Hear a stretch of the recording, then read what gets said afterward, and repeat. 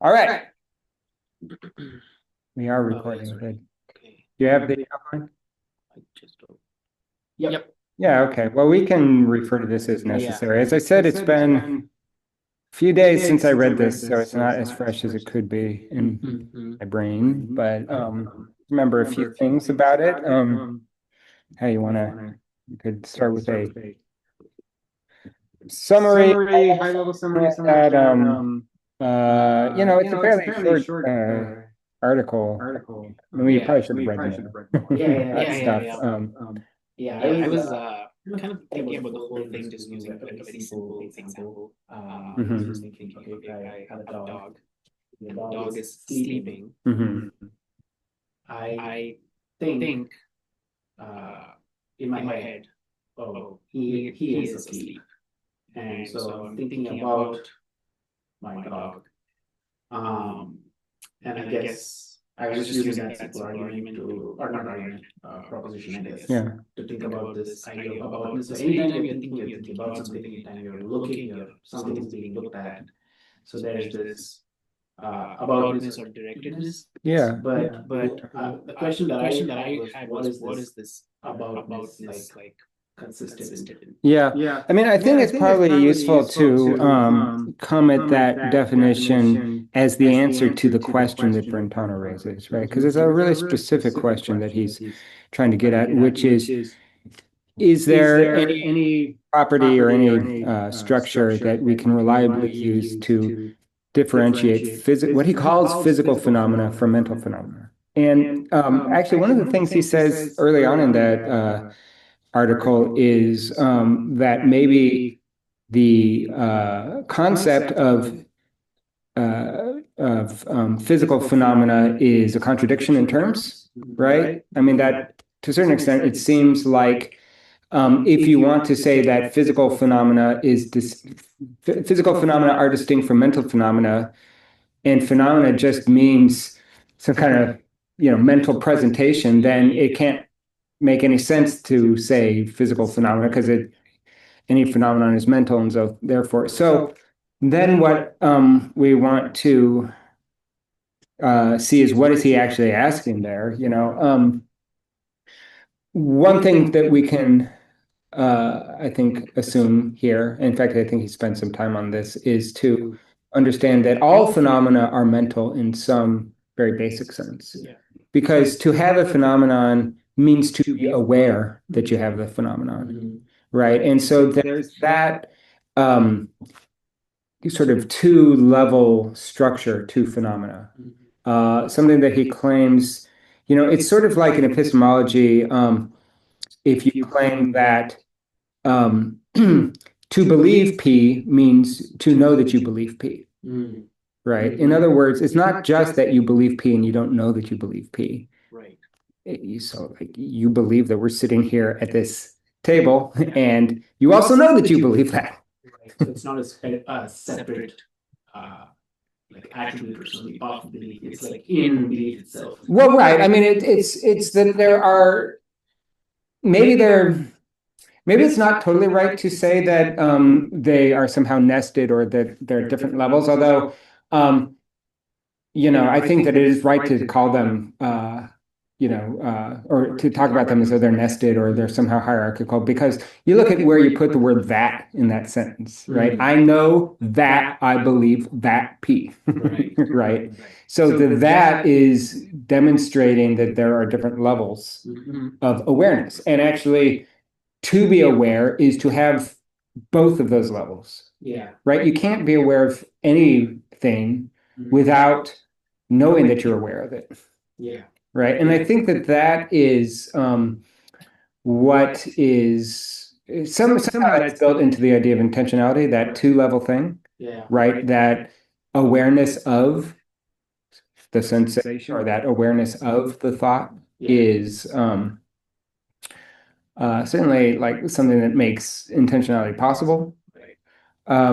So then, back to the question of like, what are physical phenomena as opposed to mental phenomena? Honestly, I don't remember exactly, except for the fact that He does say what? What does he say? about Um, extension? well, he starts off by considering some historical attempts at differentiating the physical and the mental, Mhm. right? And he talks about um, spatial extension, Mhm. right? But he rejects that as a adequate principle of definition. Do you remember why? Yeah, so the idea is that like you can have mental phenomena that are spatial or vice versa, that not all physical phenomena need to be spatial. Hmm. I forget what the he doesn't just go into super like he doesn't give examples or kind of outline. I guess I don't remember that. Hmm. But I'm thinking, if I think of like a trash can or something, imagine it. I can like rotate the trash can in combination Yeah. and have it like move around or whatever, Hmm. and that seems spatial. I see. I see. It's imaginary, but you have like the intuition of space in your imagination or something. Yeah, Is that what you're saying? yeah. Yeah, yeah, I see. Yeah, well, I think that maybe the uh, relevant word there is extension, Uh-huh. right? I guess that you could have if you're going to if you're going to claim that mental events are non-spatial, mental events as the phenomenal awareness of the mental event and not as the correlated, nerve impulse or whatever, right? But Yeah. like not the way the nerves are firing, that is obviously spatial. But if you want to claim that um, mental representations or phenomena or whatever are not spatial, one way that you could still incorporate the ability to imagine rotating a garbage can is to say it's spatial, but just not extended in space, Mm-hmm. right? Mm-hmm. It's like a non-spatial model of space or something. I guess it's something you could say, right? Yeah. And the other way I can to say that like thoughts can be non-spatial is that like I can think of a square circle, but I can't imagine it. So um, I can still think about it, but Yeah, yeah, it's you can like utter the phrase square circle. yeah, Although I suppose there is some question about whether you're actually uttering a concept, right? It's sort of like if I go "Fleh, like, fleh," mm, that's not a concept, it's some sounds. And I could say, oh, yeah, it's a concept. And then I could define the concept, but the concept that I've defined is contradictory. Then I haven't defined a concept, yeah, right? So if square circle um, is uh, inherently contradictory, then when I say square circle, I haven't talked about a square circle. I've just gone blah, blah, blah. yeah, Right. So yeah, I'm not sure about that. Well, we should maybe go through yeah, the outline because it captures most of the flow and most of the main points. And honestly, I wish I had, I was teaching all morning, so I didn't have time to go over it just now. But and hopefully I understood Brentano correctly. I tried to be very careful with my abbreviations, but so let's see. Right here it says we start off, he's asking that question, how can we differentiate physical phenomena from mental phenomena? And one thing that he's going to do is consider some historical examples like spatial yeah, extension or something. The idea that the physical is spatial, the mental is non-spatial. He's going to reject that as adequate for a couple of reasons. One, lots of people dispute the idea that mental events are non-spatial. And even if they are non-spatial, that's just a negative definition. It hasn't told us what they are, right? yeah. So, that's one thing he considers. I think he considers a couple other things too. The Let's see if I. amputation, What's the that? amputation example where he's What was that? he talks about like Oh, someone oh, oh, who's yeah, yeah. So that would be a mental event that has some kind of spatial location encoded into it, even though it's imaginary, right? Yeah. Um, he also goes the opposite direction and cites Aristotle in saying that, sensations, uh, entail the existence of sensory organisms and this kind of thing, Yeah. right? And so they have this necessary spatial aspect to them because of that. I'm trying to remember if there are other things. I think most of the other objections are not quite as strong. He talks about this guy Hamilton Oh, yeah. a lot as someone who suggests that there are potentially, this is after he's already suggested that intentionality is the main thing that we can use to differentiate between mental and physical phenomena. Then he cites Hamilton with some objections where he says that, well, there are certain mental events, mental presentations that are not intentional, that don't have intentionality, Yeah. that have no aboutness. So we can talk about that. Uh, Mm. yeah, okay. So another it's sort of out of order. You would wish that he would, because what he does is give you one mark of the mental that he doesn't accept, which is spatial extension, and then he introduces intentionality, and then he talks about another mark of the mental that he doesn't accept, which is simultaneity versus Right. serial ordering, this idea of unity. Um, Although he does argue that physical phenomena do not have unity, Yeah. which seems a little weird to me. I'm not sure that I accept that. That seems wrong. Yeah. Especially when, there are certain sensory phenomena that seem more or less unified. Like I think vision is particularly good at distinguishing, plurality, that is to Yeah. say, breaking the visual field into distinct objects. But I think, sound or any kind of um, any kind of sensory experience that involves a high degree of fusion. I think smelling is like this. I mean, or taste. Yeah. At least, I guess one thing he would say is that, yeah, but tastes are distinct from things you see, which are distinct from things you hear, but certainly at least internal to taste, I can't, I mean, maybe sometimes I can taste that, something, I can taste the salt in something, Mm. or you have like aftertaste Yeah. Yeah. or Yeah. this kind of thing. But by and large, the vast majority of tastes seem like unities, Yeah. Yeah. So it's a Yeah. little strange on that level, on the level of individual senses, to say that physical phenomena are not unified. And also, conversely, if we were to say, well, okay, so yeah, tastes are different from what I see and what I smell, but my belief about whether it's sunny outside is clearly distinct from my belief about whether I'm sitting here in front of you. Right. So and I can hold both of those beliefs at the same time, Yeah. and they're not unified, just in the way that my vision, and in fact, actually, it seems even more damning for his argument because vision and taste are different modalities, but my belief about whether it's sunny and my belief about whether you're sitting here are the same modality. Yeah. Is it, Yeah. verifiable beliefs, right? Or whatever, and so true functional beliefs or whatever. I mean, the point being that it seems like if it's possible to have that kind of disunity, well, maybe at a higher level, what he would want to say is that you can't have two incompatible true beliefs. Mm. And so at that level, at the level of the complete system of beliefs, there's unity, Mm-hmm.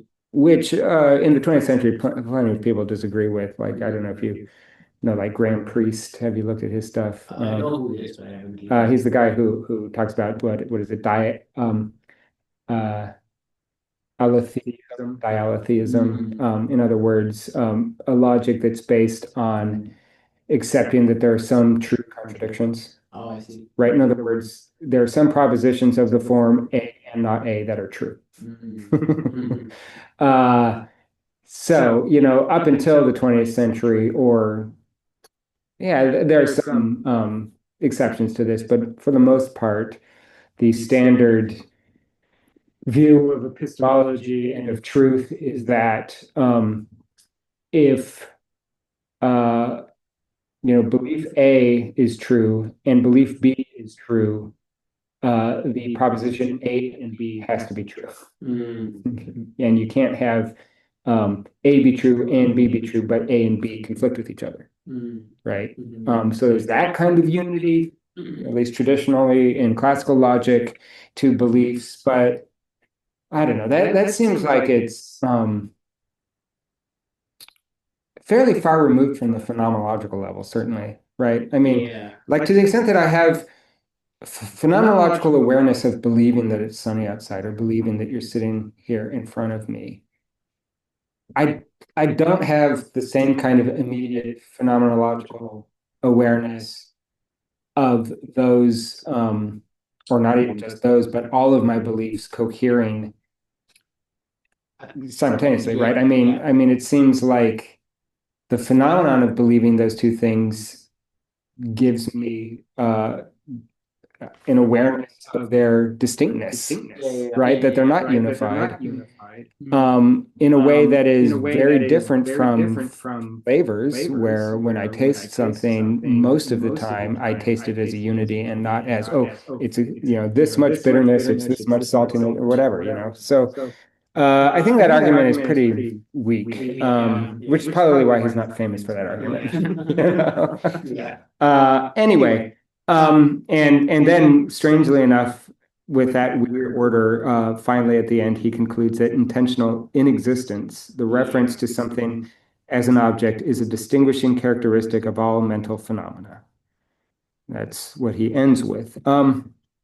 So, maybe we'll go back to the beginning of that outline Yeah. and kind of ask a question about physical phenomena. Mhm. What do I say here? Not a full definition, but a rule for distinguishing physical and mental phenomena. Yeah. Mhm. I mean, that's the thing. Like he is not going to give us a definition of what physical phenomena are or what mental phenomena are. All he's going to do is try to suggest some rule by which we can distinguish them. Right. So, it's not an all-encompassing definition that gives us the complete necessary and sufficient conditions for either of them, but it does act as a rule of thumb for figuring out whether, phenomenon A is mental or not. Yeah. I mean, even just from like a phenomenological perspective, I think when I was reading this, I was looking at like my water bottle or something. And Mhm. while I look at it, I I don't think I'm aware of the mental representation in my head or like in my mind. Uh-huh. Like I just see Yeah. the water bottle, and Yeah. so that duality or like distinguishing between physical and mental is, I don't know, from a phenomenological perspective, I couldn't really get to that difference or whatever. Between physical and mental? Yeah, Or it's just what? like looking at a particular object and Well, yeah, it's interesting.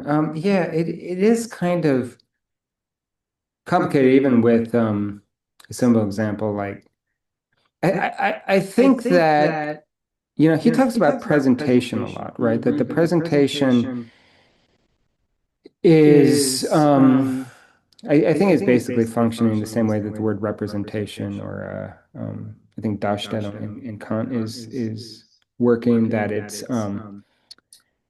is like a mental whatever model or mental correlate to some causal action, right? So that like you have the causal relationship of the light waves bouncing off this and all that stuff. Um, and then there's the presentation of those physical phenomena or of those physical causal occurrences yeah.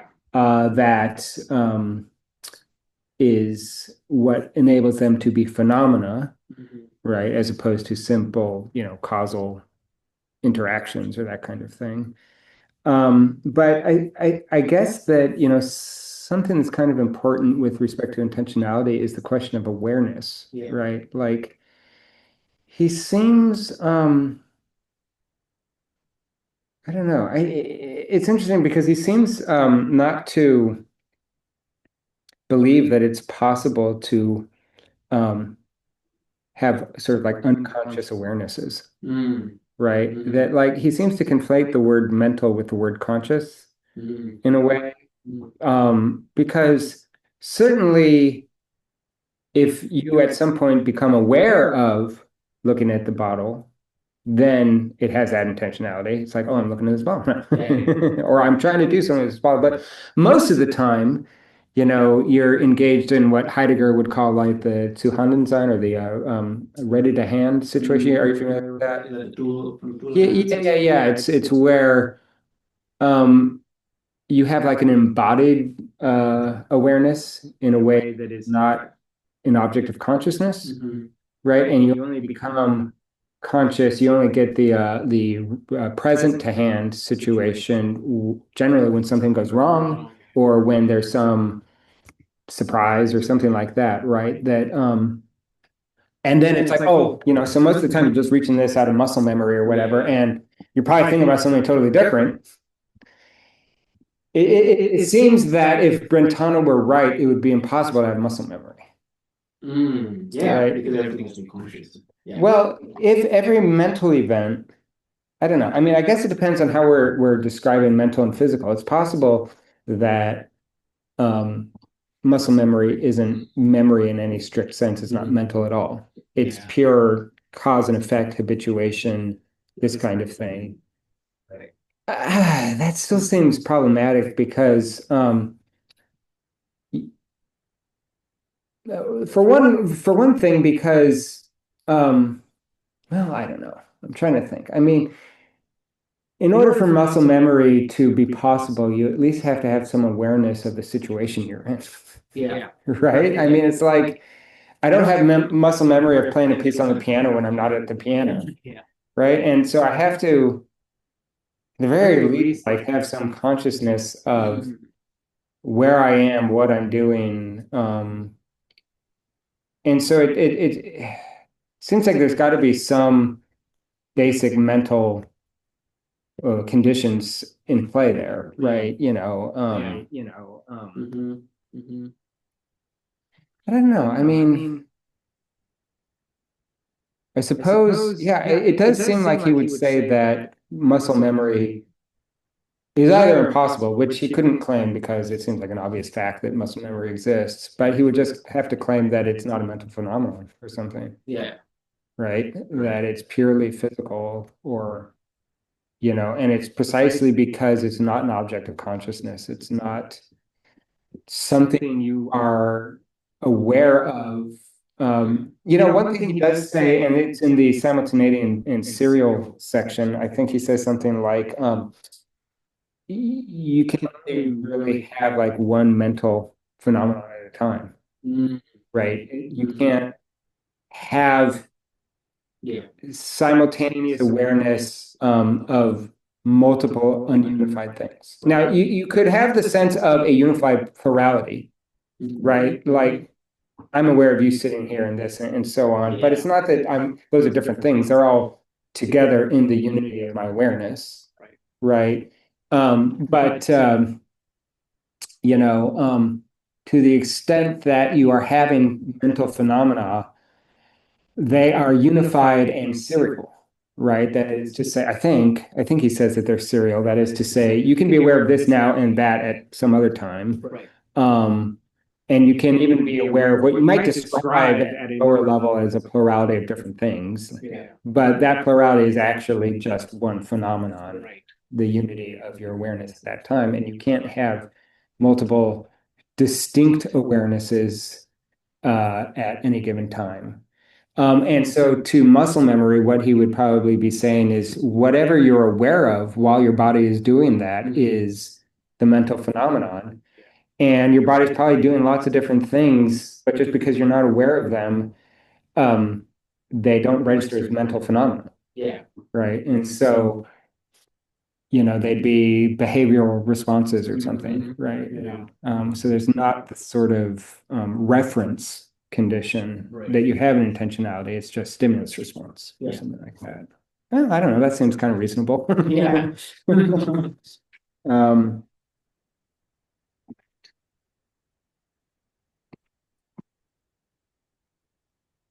One thing that I came across in the article, if I'm interpreting right, is that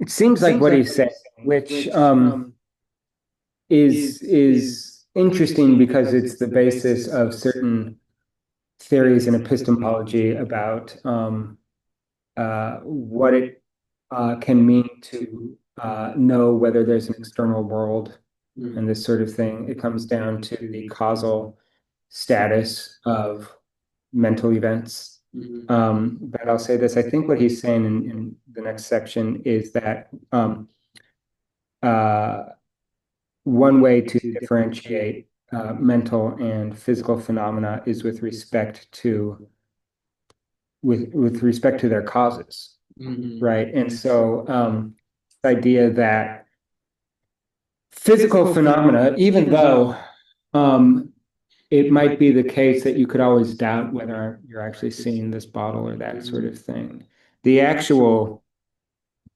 status of them is that they have a different causal status from mental events, right? So that what I mean, most obviously, what is different about me looking at this and me imagining that I'm looking at it is the causal relationship of these two phenomena to some other object, right? So, my seeing this objectively has a different causal status because I'm actually in a cause and effect relationship to this physical object, whereas the mental lacks that causal relationship, right? And so that is also something that distinguishes the physical from the mental, that the physical is going to have, even though, let's say it's possible to hallucinate and think you're really looking at a bottle, objectively, it has a different causal relationship to That's its something I was object. thinking about, like in terms of like let's say double vision or something. Uh-huh.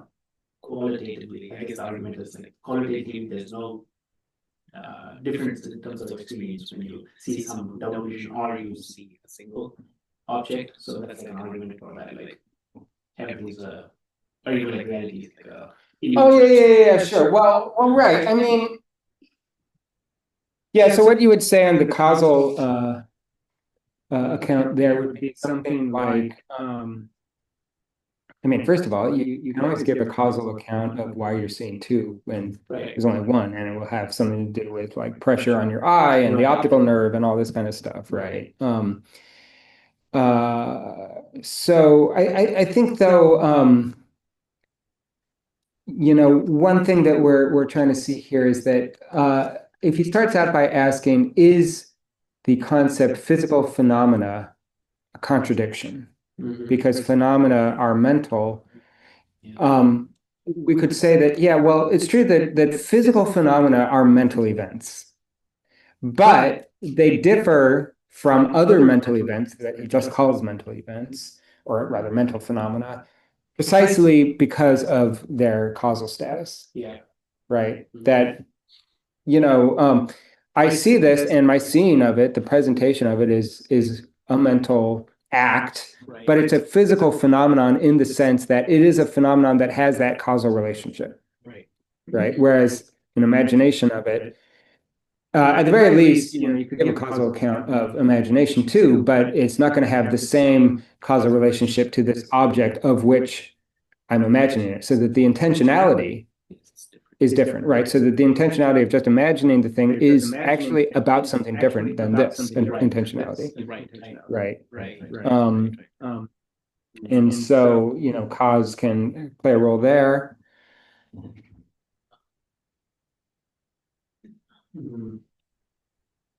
Is there like something to be said about like adequacy? I think that maybe we'll sort of talk about this when you're looking at something and how this bottle presents to me, but I can't see the back of the bottle. And it's only like and then something about like maybe just like what's sufficient enough in terms of adequacy that I can still say it's a bottle. Yeah, there's a different word that gets used a lot. What is the word? It's not adequacy, it's adumbration. Oh, okay. Have you seen this? So adumbration, he's talking about like It's been a while since I read Husserl, but adumbration means it's a way of describing the act of perception Mhm. of an object, which even though we take it together as a unified entity or something like that, in reality, what we're constantly doing is adumbration literally means de-shadowing. Mm. And so it's like, you're synthesizing all sorts of different perspectival views and all sorts of different views with respect to temporal sequence and all this kind of stuff into a single object. Mhm. And that includes all sorts of things that are taken to be implied in the perception of an object, like assuming that it has a back and all this kind of stuff. I think that maybe that's what you're Yeah, referring yeah, yeah, to, yeah, adumbration. yeah. Yeah. So what's the question? Does intentionality have something to do with that? Yeah, yeah, in terms of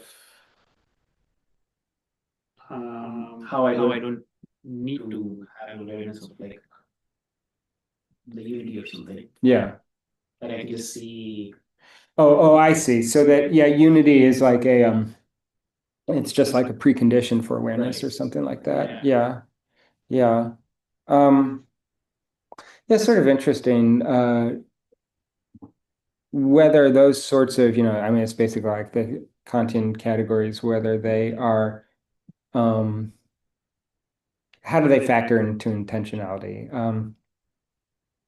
Is it that, I mean, I think that, I don't know. I mean, it does seem like it's kind of separate, right? Like, something like unity, either of the object or of my awareness in general. I mean, I can certainly be conceptually aware of that. Mm. I can be aware of thinking about that. Um, it does seem a little hard to be aware in a direct experiential sense of the unity of my experience. Yeah. Um, conceptually, it's no problem, but Mhm. it does. Yeah. Yeah. It's sort of interesting because it does seem like, to the extent that somebody becomes aware of something, it seems like what they're kind of doing is restricting their perspective, right? Yeah. It's like, I'm aware of this bottle because I'm ignoring everything except the Right. bottle, right? And so it seems like awareness, to a certain extent, if what we mean is awareness is involved with like focusing in on a phenomenon, that focusing in on is antithetical to unity. Yeah. If what we mean is that it is, like foregrounding Right. something, Right. right? And so, um, yeah, that's an interesting question. I'm not sure I wish I could remember what he said about unity. He does say that mental phenomena form a unity and Mhm. that physical phenomena do not. That's where he's saying that like tastes are different from smells and all this kind of stuff. But then he's saying that mental phenomena form a unity. Of course, that's my abbreviation. I'm not sure. He might say it a little bit differently than that, but it does seem that mental phenomena mental phenomena, a unity is a mental phenomenon itself, the entirety of awareness at any given time? Mhm. Or is it, I mean, it seems like he would have to claim that, because otherwise he'd have to claim that it's possible to have two different awarenesses at the same time. Right. So a phenomenon would have, a mental phenomena as awareness, understood that way anyway, would have to be the entirety of awareness.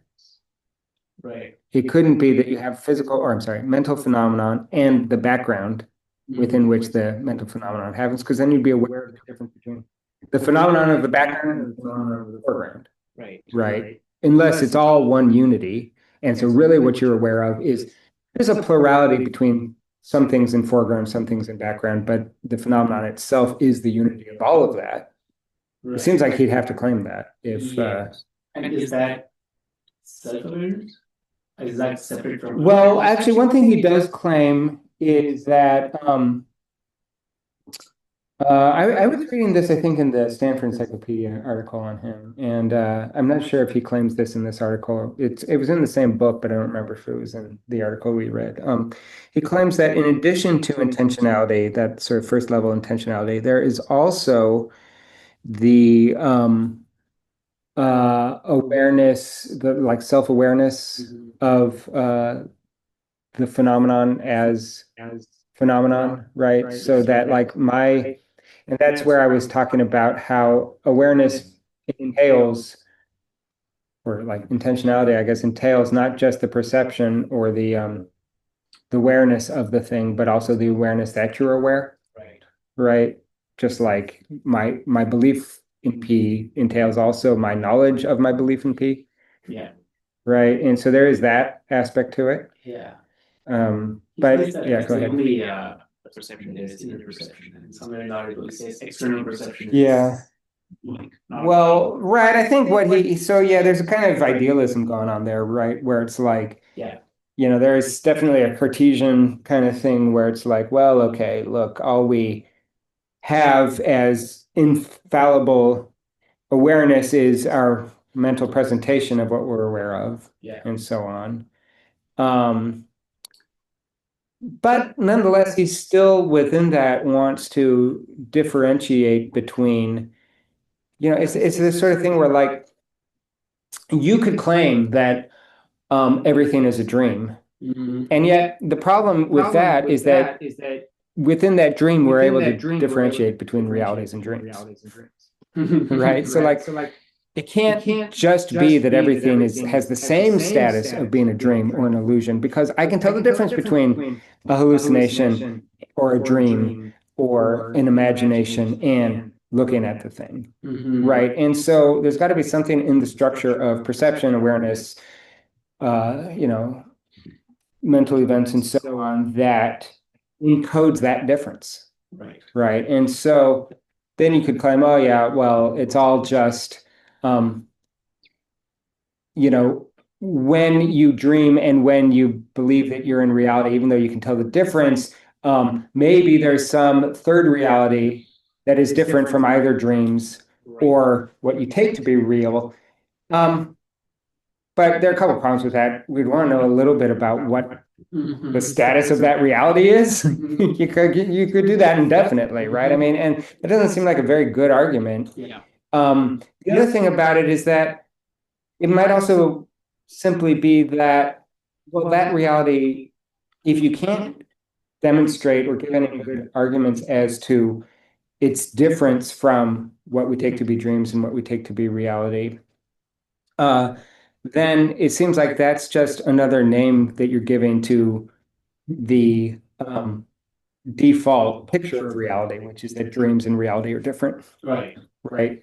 So you could say, well, yeah, but there's a third reality, but within that third reality, you can tell the difference between dreams and reality. So therefore, it's just the same as what we thought it was. Yeah. Anyway, I mean, you could always claim that because sometimes we take illusions to be real, Right. that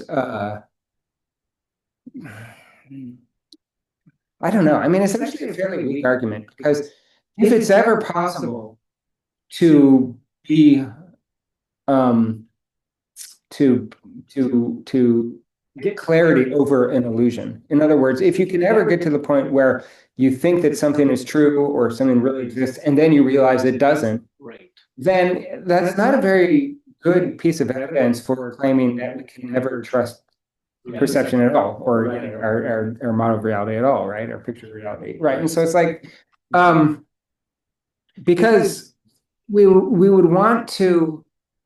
I think the skeptic would have to demonstrate that in certain cases it's impossible to ever gain clarity over an illusion, Right. something like that. And just the fact that sometimes you're wrong Right. isn't enough to show that it's impossible to be right, you know. Mhm. Um, Mhm. Yeah, because you can have true beliefs for the wrong reasons. Right? I can like believe something to be true, but it could yeah, just be that. it's just unjustified. Yeah. Yeah, but flesh that out a bit more. What? I just read this. I think it was by Quine. Mhm. He was talking about true beliefs for the wrong reason. The example he gave was like it's like World War II or something, and then these two dudes who read like a magazine or something that someone's selling in the street, and then it's the magazine is like, oh well, the war has ended because of so and so reason or whatever, and these guys are like, oh, we should go sail and then go to the location and check if the war is actually ended. Yeah. And they actually go there, and then they find out that the war is actually ended, and so they end up believing that like, well, it's ended because whatever the magazine said, but that's not at all. That's not right. The Yeah. reason. Yeah. And he was just saying, But it just so happened that the war really was over. yeah. Yeah. Sure. So right. So they could like live all their lives thinking that the war ended because of whatever the magazine said. And they think that's true.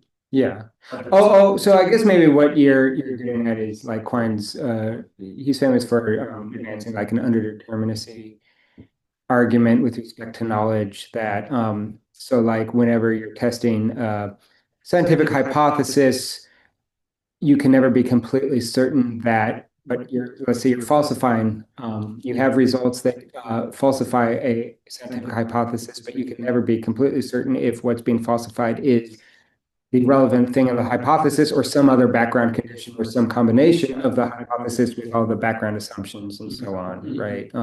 So there's some underdetermination with respect to that. And in the case of like the World War II thing, the results would be, you find that the war has ended, but and your in this case, your theory would be that something like if magazine says P or whatever, then the war is ended. Magazine says P, so the war is ended, and then whatever you find some corroborating evidence to show that the war is ended, but that's not enough to show that it's not attributable to some other background assumption that you haven't specified or something. Yeah, I suppose. Relate that to the external world skepticism, though, that we were talking about a second ago.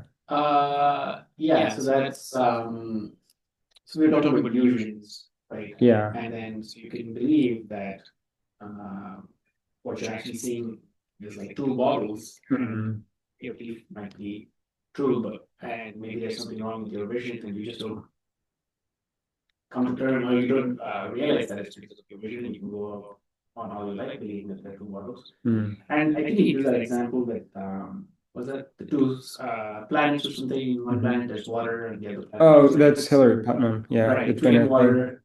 Twin Earth. Yeah, water, but they're actually different. But yeah, but that's a different argument. Showing something different. That has to do with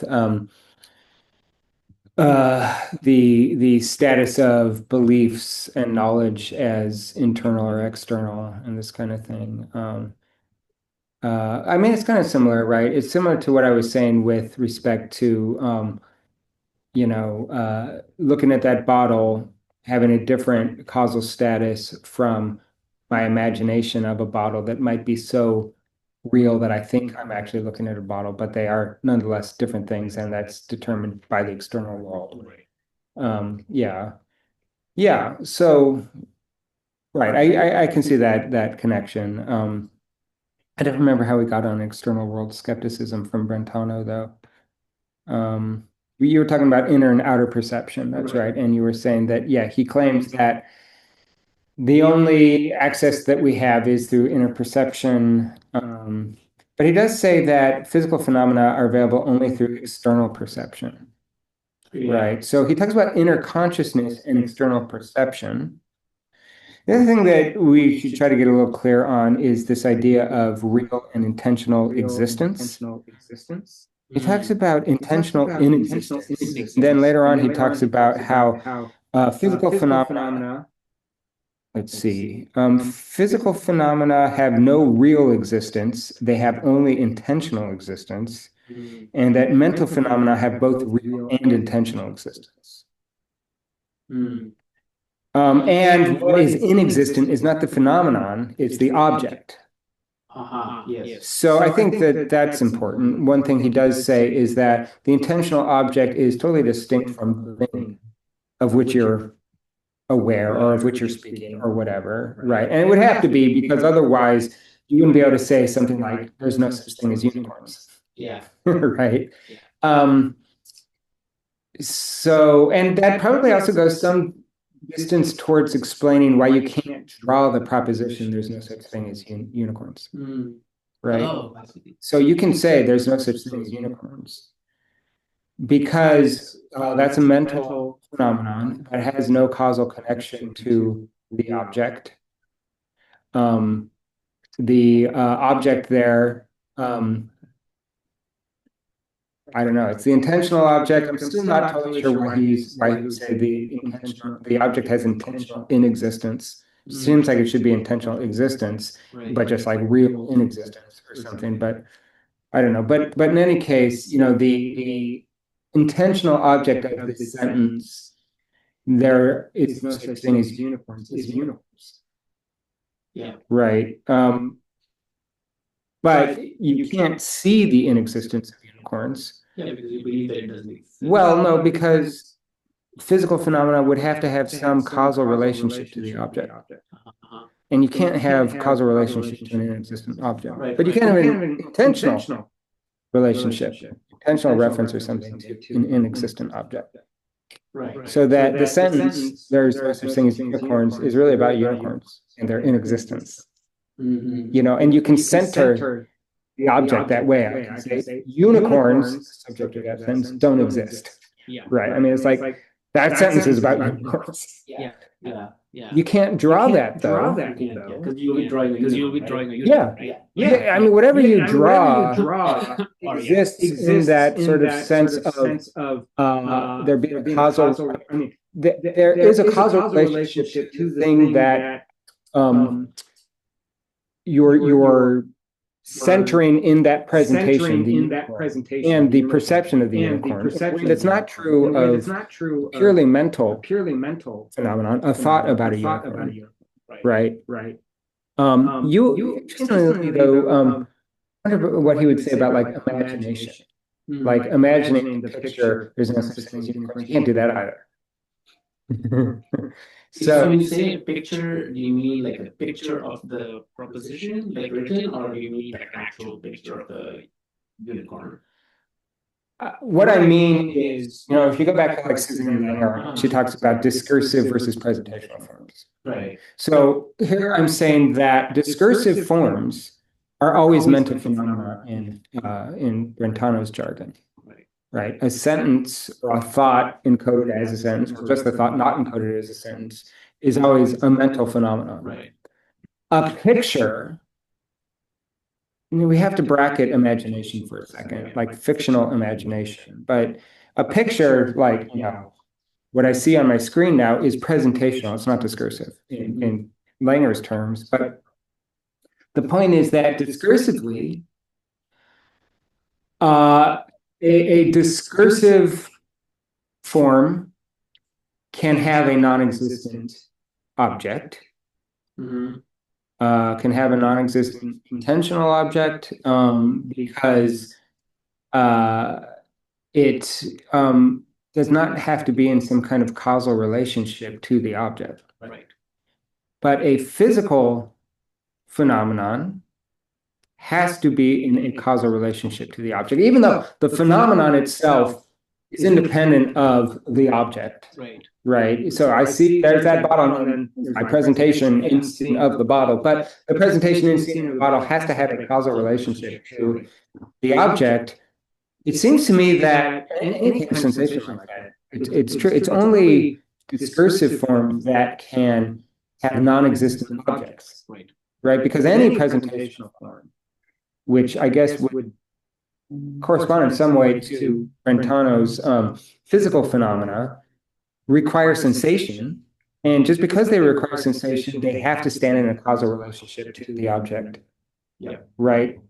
Even though that object out there as the thing that I'm sensing is distinct from the phenomenal object in the presentation of it, that phenomenal object can only exist in some kind of causal relationship to the phenomenon.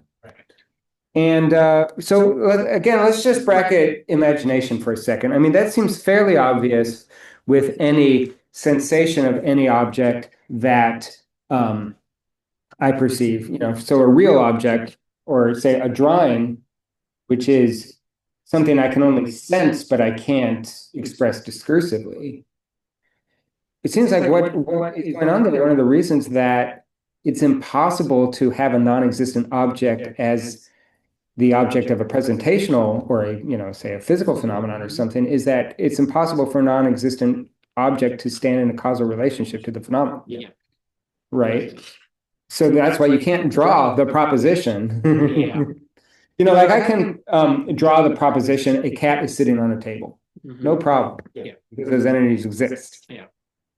I can't draw, I could even draw something like the proposition a unicorn is on a mountain, but there really what the proposition is something like the fictional being unicorn that has a horn and otherwise looks like a horse is on a mountain or something. But I can't draw a negation. Right? I can't draw unicorns don't exist. Yeah. Yeah.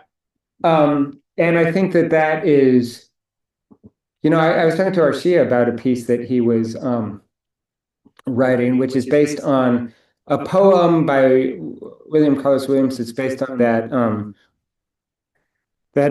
Bruegel painting of Icarus. Do you know that painting where Icarus, the legend of Icarus, like What's the meaning? The fall of Icarus. Oh,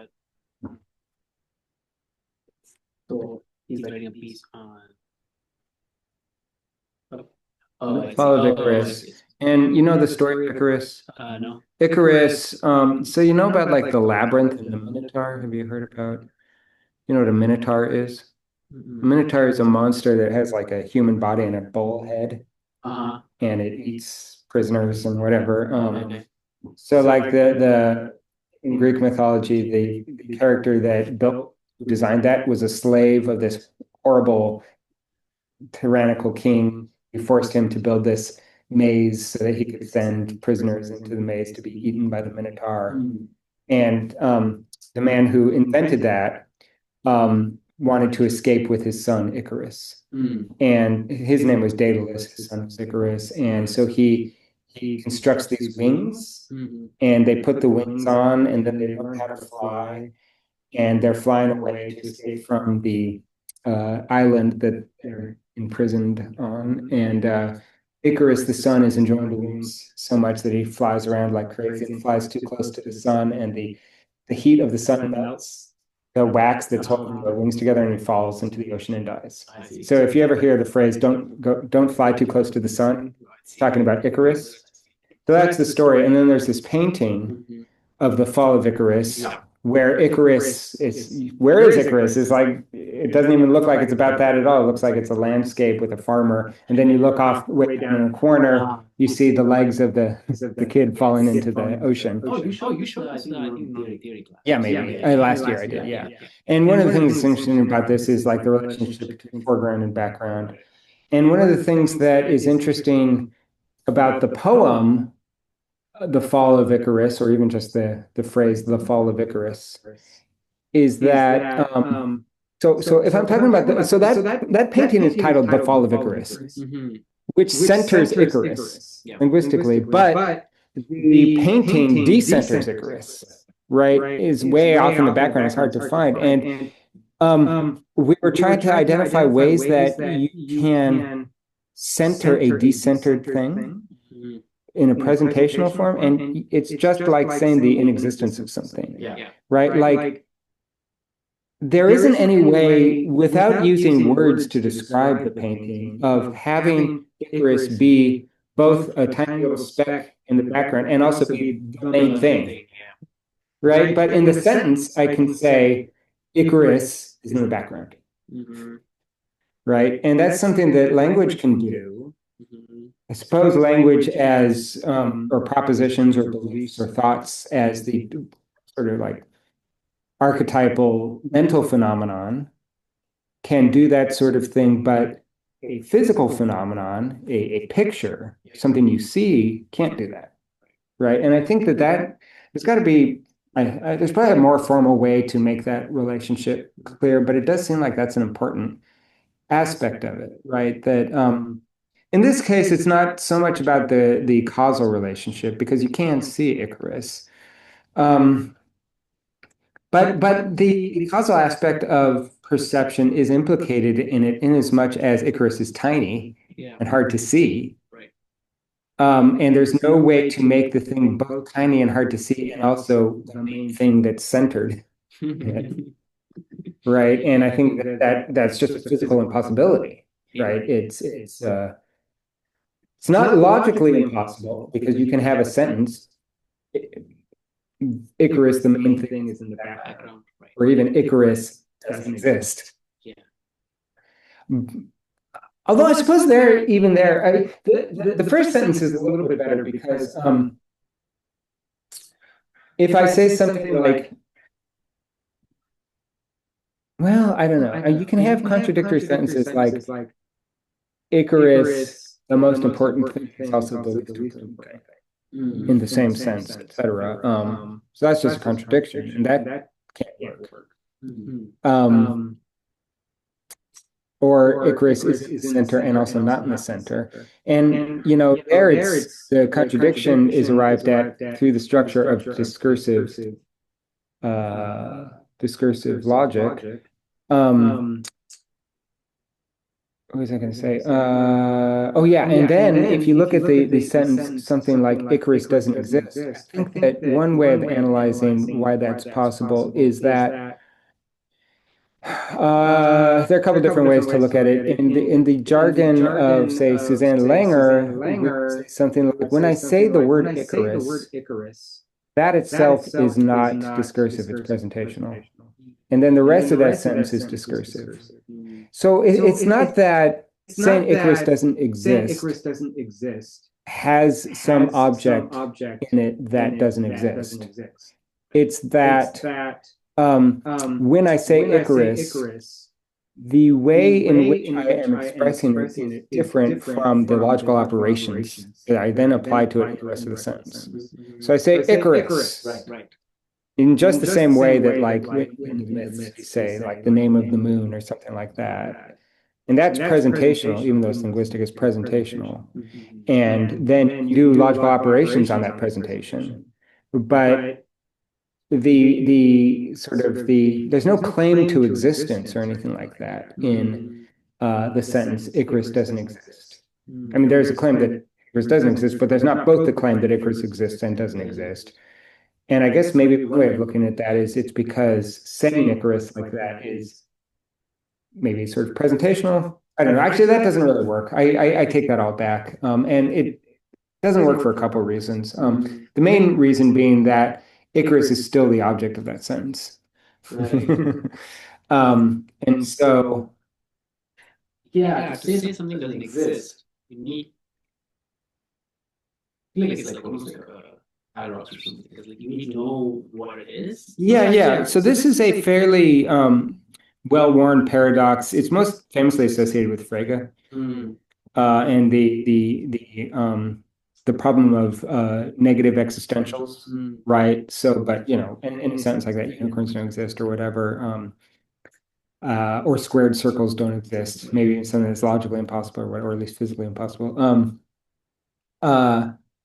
Nonetheless, those are the objects of that sentence, right? And so, the way in contemporary first order logic you solve that problem is by saying there is no non-existent entity that is the object of that sentence. What you're saying is it is not the case that there is some neutral entity that has this property and this property and this property, right?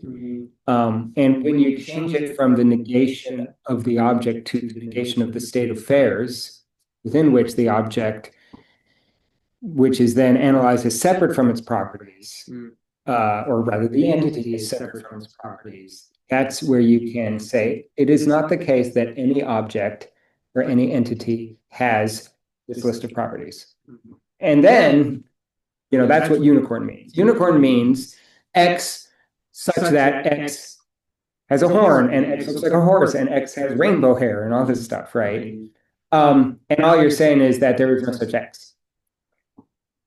And you can list the properties and apply them to the entity X, and then you negate the whole thing by saying it is not the case that. such an X exists, or that there is any X that has these properties. Yeah, so I mean, maybe that's even so. I mean, it's still, yeah, I don't know. Let's see. It's still the case. All of that seems kind of irrelevant to the distinction that Brentano is trying to make, which is that the way that a non-existent entity can function as the object of a mental phenomenon, like a thought about a unicorn, is different from the way that an object can play a role in a physical phenomenon. Right. Right. So that,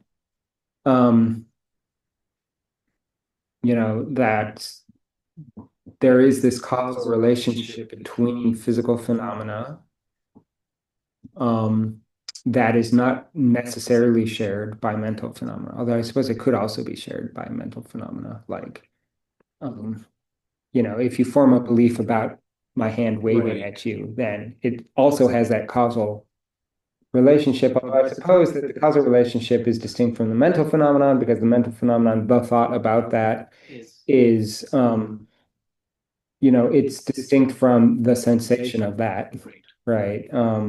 I'm not sure if it is possible to have a causal relationship between an object and a thought about an object. Mm-hmm. Mm-hmm. I mean, that would have to be something where like the object is transmitting thoughts into your brain or something, I think.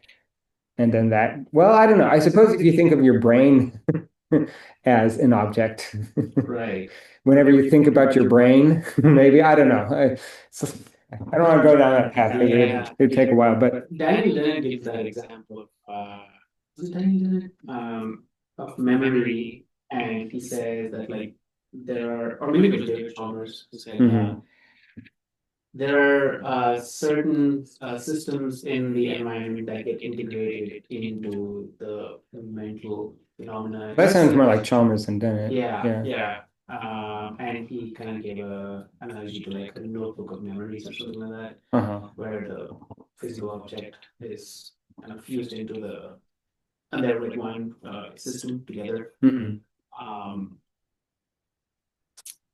Yeah, well, he's famous for the extended mind thesis, which honestly I think was originally put forward by William James. William James has a fairly similar idea, but essentially this idea that consciousness isn't just something that is contained entirely in this brain or that brain or that brain, that consciousness is a relationship between the environment and the brain, basically, or environment and the mind. And so we've talked about that a couple times. I think I don't remember the exact context, but it came up in a comp lab once where I think I wish I could remember the context.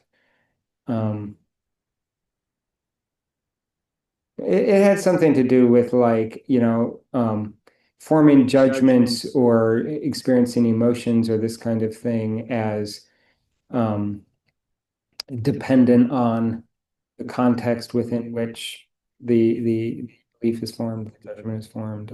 But I can't remember the example off the top of my head. But the idea is simply just that.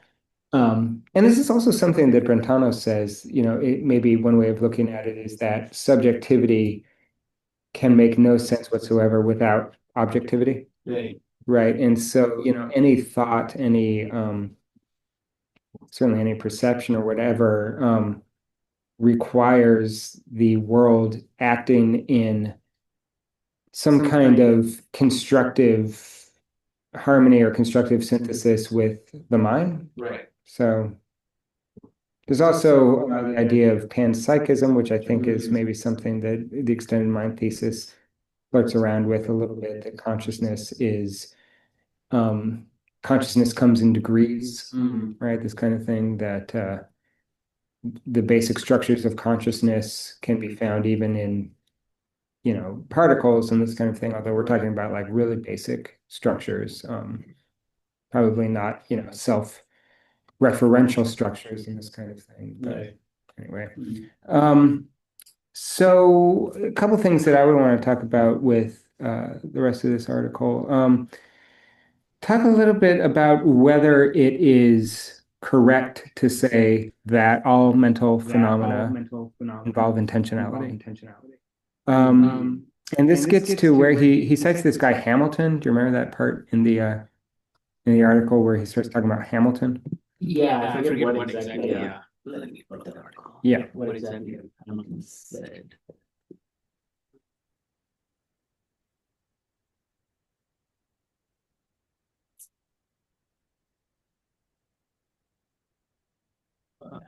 Where is the Hamilton from? Well, I'll see if I can get my article up.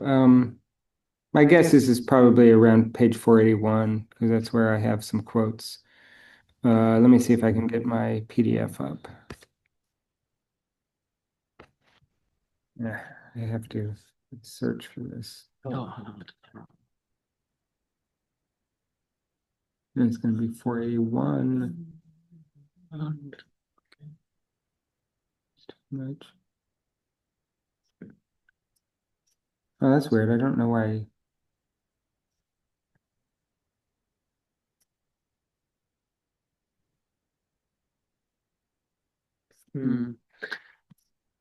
Wait a second here. This is a different version because none of my notes or anything are on this PDF. Let me just see here quickly. Strange. I wonder if I lost all of my notes or something. I said, I'm on 460. That's why. Whew, good. Oh, okay, yes. I have a lot of stuff here. 41. Well, that's where Hamilton comes in. Whoever this Hamilton guy is, I didn't look at the notes. Did you look? Who is Hamilton? Doesn't say here. Yeah, he just brings up his name. I have no idea if he's a psychologist. Yeah. Yeah. Okay. So essentially, what it looks like is that Hamilton wants to claim that there are certain mental events that have no intentionality in Brentano's terms. He has different terminology, but what he says is that feelings, which are mental events, in Hamilton's terms, are subjectively subjective. In other words, there's no necessary relation to an object. So what that would mean in Brentano's terms is that they are non-intentional or they have no intentionality. And essentially what that means is it would be something like this. When you have a pain, what you have is a pain, not a pain about something, right? When you have a pleasure, what you have is a pleasure, but not a pleasure about something. And presumably that could be extended out some distance to other feelings that are based in pleasure and pain. But it seems like the strongest claim can be made from pleasure and pain, that pain is never about something. It has no object in the way that I'm imagining rabbits running around under a rainbow. That's about something. I'm looking at this and, my looking has an object to it. If I do that and it's pain, it's just that sort of immediate sensation, but the sensation is all there is. It's not that there's any kind of reference or any kind of nested relation between that sensation and some other object. That's the claim. Do you remember what Brentano's response to that is? Oh yeah, so that's exactly right, because he talked. I guess Hamilton's thing is about he brings about subjectively subjective term. Then Brentano's saying that you can't have that because as soon as you posit a subject, well, so that would be a logical objection, right? It's like, well, the very concept of subject requires the concept of not subject because concepts have to have that kind of limitation and have to be delimited by their negation. Right, okay, it's Hegelian, I guess. I don't know. Okay, sure, but I don't think that's a very strong argument against the idea that pains have no aboutness. Right. So the example of the sound. Okay, if I listen to a harmonious sound or whatever, and I feel a sense of pleasure from it, uh, the sense of pleasure arises from the, let's say, the features of um, experiencing pleasure, and And this feeling is not present in the object, in the sound, but it's Yeah, well, the specific quote, I have it right here, is he's talking about how the object to which a feeling refers is not always an external object.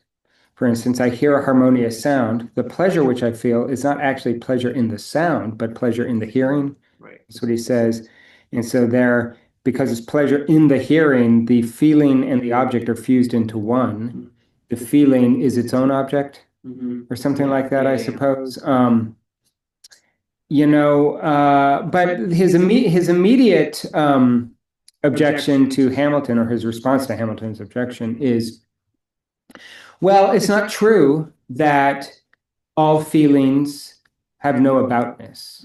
And then he does something which is not actually a very good argument. When he says it's not true for things like sorrow or joy, which do have intentional objects, because when you feel joy, you are joyous about something, or you're sad about something. But that's not actually what Hamilton, I think, is honing in on there, because Hamilton is at a lower level where he's, I think, simply talking about things like pain. And pain and sorrow are different things. Sorrow is a conceptualized version of pain. Yeah. Right, something like that. And then you can separate the pain part of sorrow and all the reasons and all the mental context and so on within which you feel the pain. That context, those concepts, those all have intentionality. Sure. Right. Oh, I'm so sad that my girlfriend left me and I don't know, whatever. Yeah. But the thing is that the emotion is distinct from the immediacy of pain. And so it's not hard at all to understand why someone might claim that that's not a very good response to that objection, because he's just objecting to something different, right? He's not objecting. Brentano is not responding to the objection about pain. He's responding by saying pain and sorrow are the same thing, and sorrow has intentionality because it's conceptual. There's another way of getting at that, which is understanding it this way. Less complicated mental phenomena like beliefs or thoughts that aren't feelings necessarily, but beliefs or thoughts can give rise to pleasure or pain as well. So, like for instance, if I understand some puzzle, some problem, like I'm doing a math problem or something, and then I'm like, oh, I understand what the answer is. I understand how it works. Great. That pleasure is different from the thought. Yeah. The thought gives rise to the pleasure. Right. It's much easier to see the distinction between a thought and pleasure you might have because of a thought versus an emotion or a feeling where we think that that's kind of somehow the same thing. But you can have pleasure with respect to thoughts, but it seems a little, or pain with respect to thoughts too. Like, for instance, I can't understand this. Now, the thought has intentionality. 2 + 1 = 3. That has intentionality, that thought. But let's say I'm really happy that I discovered that 2 + 1 = 3. It's not clear just because the thought that perhaps in this case gives rise to or is associated with the pleasure. Just because the thought has intentionality, it doesn't follow that the pleasure also has intentionality. Right. Right. So that's one way of looking at it. And then what he would have to say, so that's where then Brentano goes into this thing about, well, okay, but the pleasure is its own object, maybe, or the pain is its own object. And then he would have to claim something like, if you're aware at all of pain, then it's intentional. But here's the thing. I don't know. I mean, okay, so like a few things I know, like people who are in comas have unconscious pain. So they're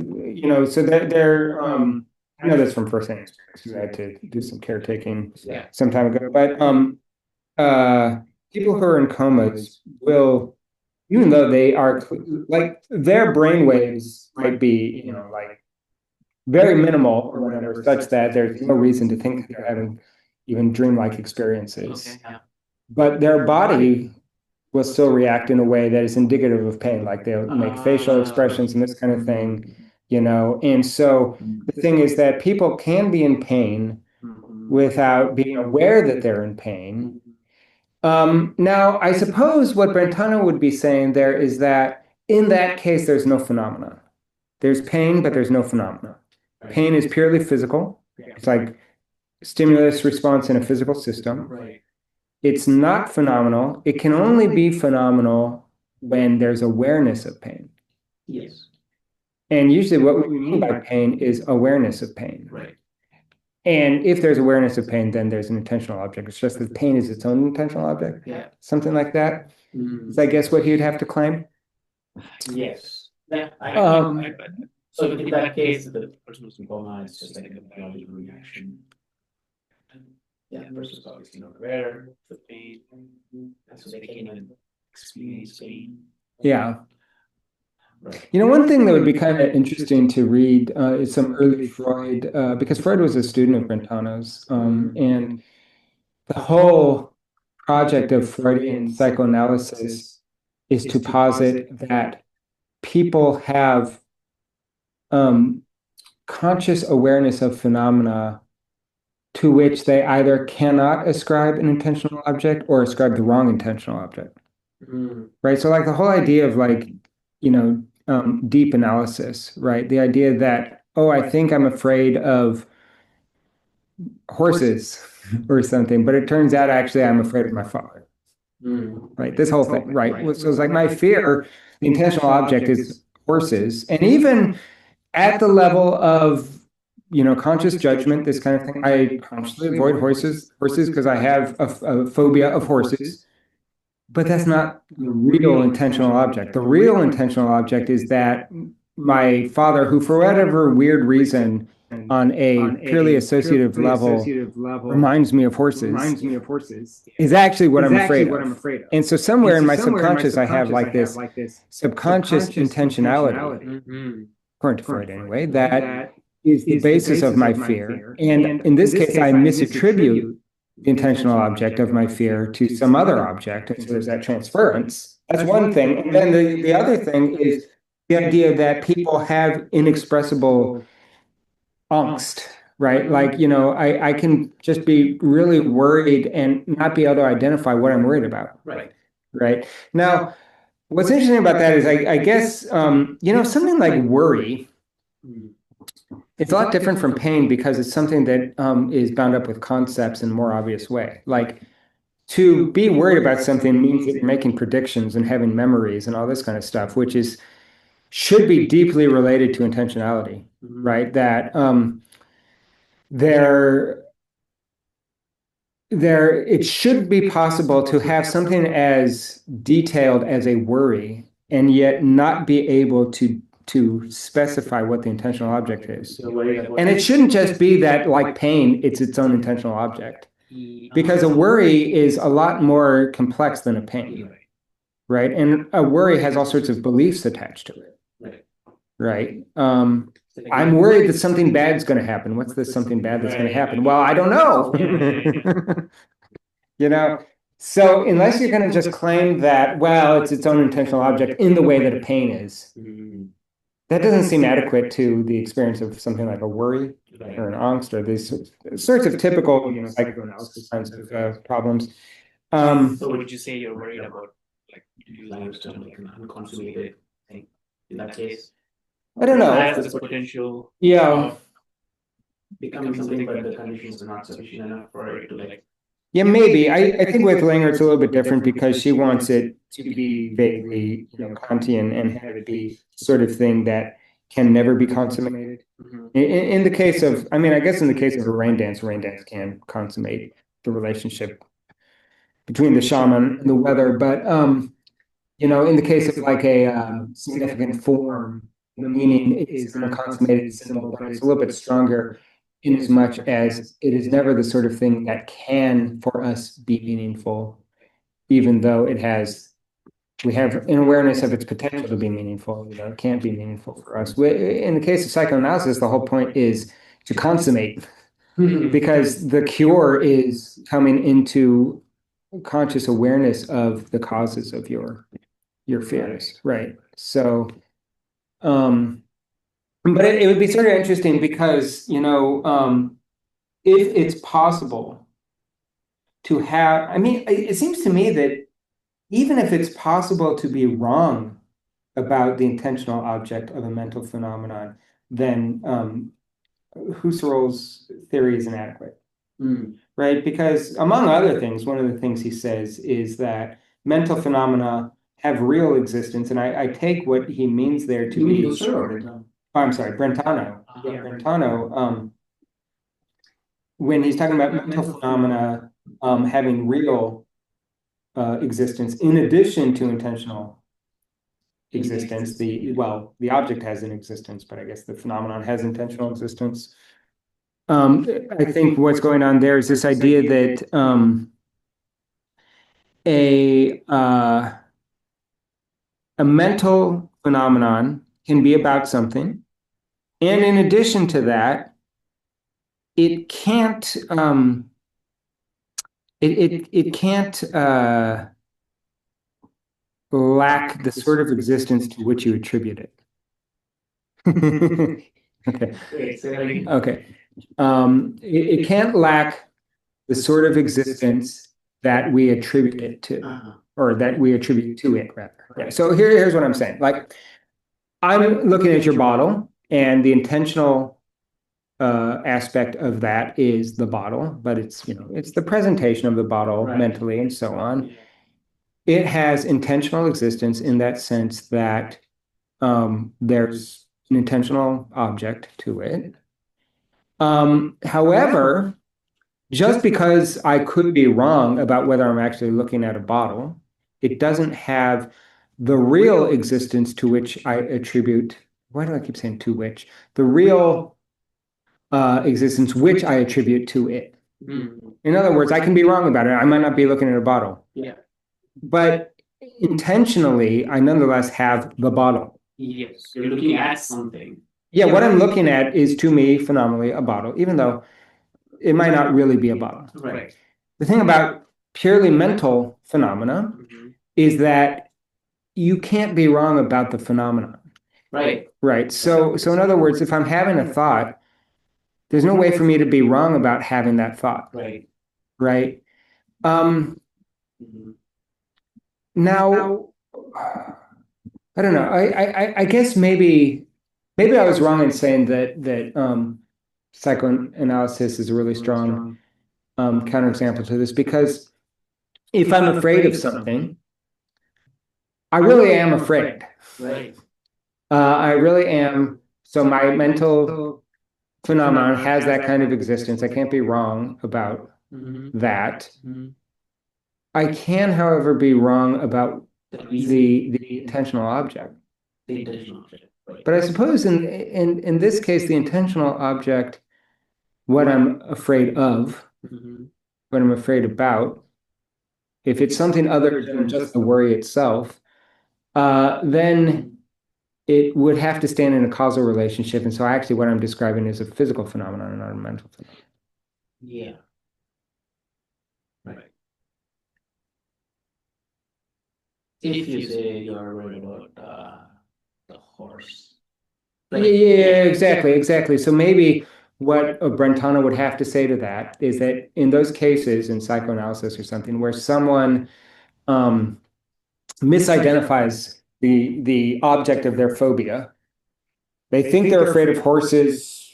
I think Brentano could even say on some level they really are afraid of horses, because when they see a horse, they feel fear and so on. It's just that their causal account is wrong. Right. And so therefore, what we're describing here is a physical phenomenon, right? Even if it's not the sort of thing. So even if it's something where I'm worried and I can't tell you why, what's going on is there's a physical phenomenon that it's still a sort of misattribution of the object, not the intentional object, but like the real object of the fear. Right. So I might think there's no intentional object because I don't know what I'm worried about. But really what's going on, I think Brentano would have to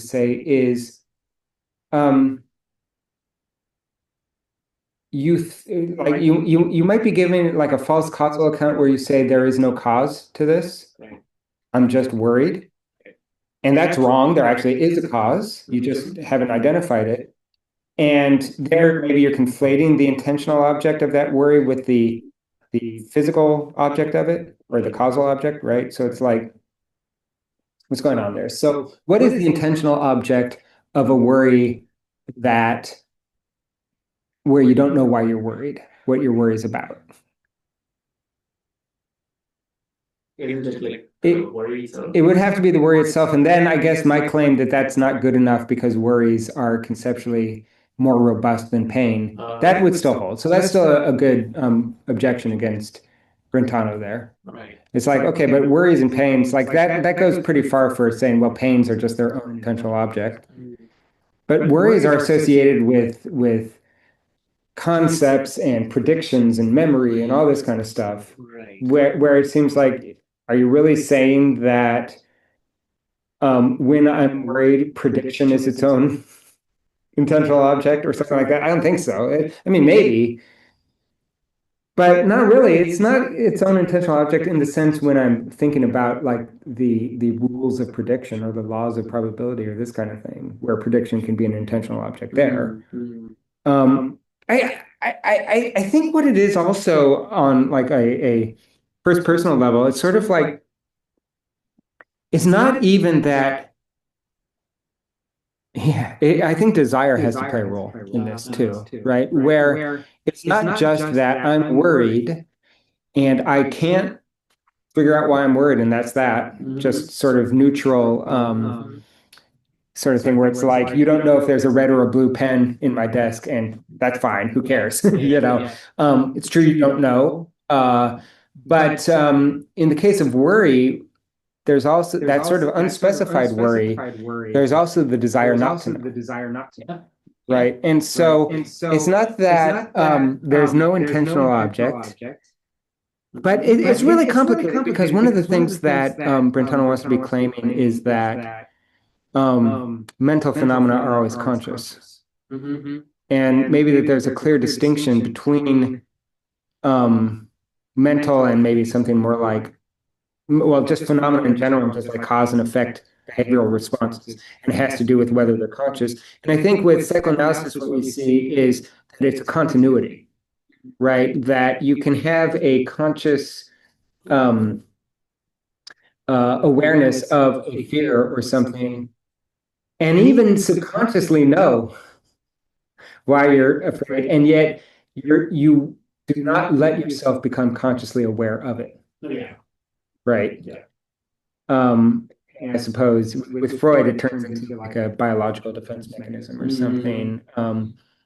But it's really interesting though, because very often in situations like this, people take fairly drastic um, and sometimes very planned paths to avoid coming into contact with the source of their fear. Yeah. And so there's all these avoidance strategies that people consciously, it's like you ask them, well, why are you doing this? Why? And you keep trying to go back down the path of why. So that on the surface level, they are acting consciously, but somehow there's this causal connection between the unconscious and the conscious mind, right? Or, and so that's the thing that I think is interesting. And maybe, with Brentano, maybe it's a little bit too Cartesian or something, that there's this really strong distinction between mental and physical or say phenomenal and causal. And it seems at least on the account that we have here, it's fairly hard to see how you could have these kind of hybrid mental phenomena where you're only partially aware of the intentional object or something, right? And it would just be actually contradictory to Brentano to say it's possible to have an unconscious intentional object, even though in psychoanalysis that's very often the case. Although maybe it's not. Maybe it's not an intentional object. Maybe it's a causal object. there, right? So that like I was sexually abused when I was 2 years old or something, and I blocked that out. Yeah. I'm subconsciously aware of it. Right. Um, but then, and so now I'm like, I like go around murdering people or something, you know? And then people ask like, what are you so angry about? Why are you murdering people? Yeah. And I say, I don't know. The world sucks. I just hate the world. And so I Yeah. want to murder it. Yeah. Um, and then it turns out that the reason I'm so angry is because I was sexually abused. But then is that sexual abuse an intentional object that's subconscious, or is it just a mere sort of cause? Oh, I see. Huh. It's fairly complicated. I don't know that it can be picked apart that easily, right? And if it can't be picked apart easily, then one aspect of Brentano's project here fails, which is the clear demarcation Yeah. Because of that case, the mental mental physiology. object is being having a cause and effect. Right. The sexual abuse. No, the physical or the causal object or whatever is having a mental, right? It's having an effect on my mentality. And so like a mental, the other way, what I think you just said was like if I, think to myself, Sandwich has been such a good friend. I want to give him a gift. Yeah. And then this is causal. I'm giving it to you, right? Whatever. That was mind directing causality. Yeah. But in the case of, say, psychoanalysis or whatever, it's that there's this causal event, physical event or something. I was sexually assaulted, and that set off all sorts of, like emotional responses in my brain that overwhelmed my circuit board in my brain. And I had like some kind of blackout and I broke down. And maybe I remember the contours of that experience and it was so painful that I want to forget about it. But the thing is that that is physical and causal, and it is giving rise to some kind of mental, uh, mental maladaptation, that now I go around murdering people or something. I think that the reason I'm murdering them is that I hate the world, and but my hatred of the world was actually caused at some level physically. Right. From the event, but now the event is also in your memory.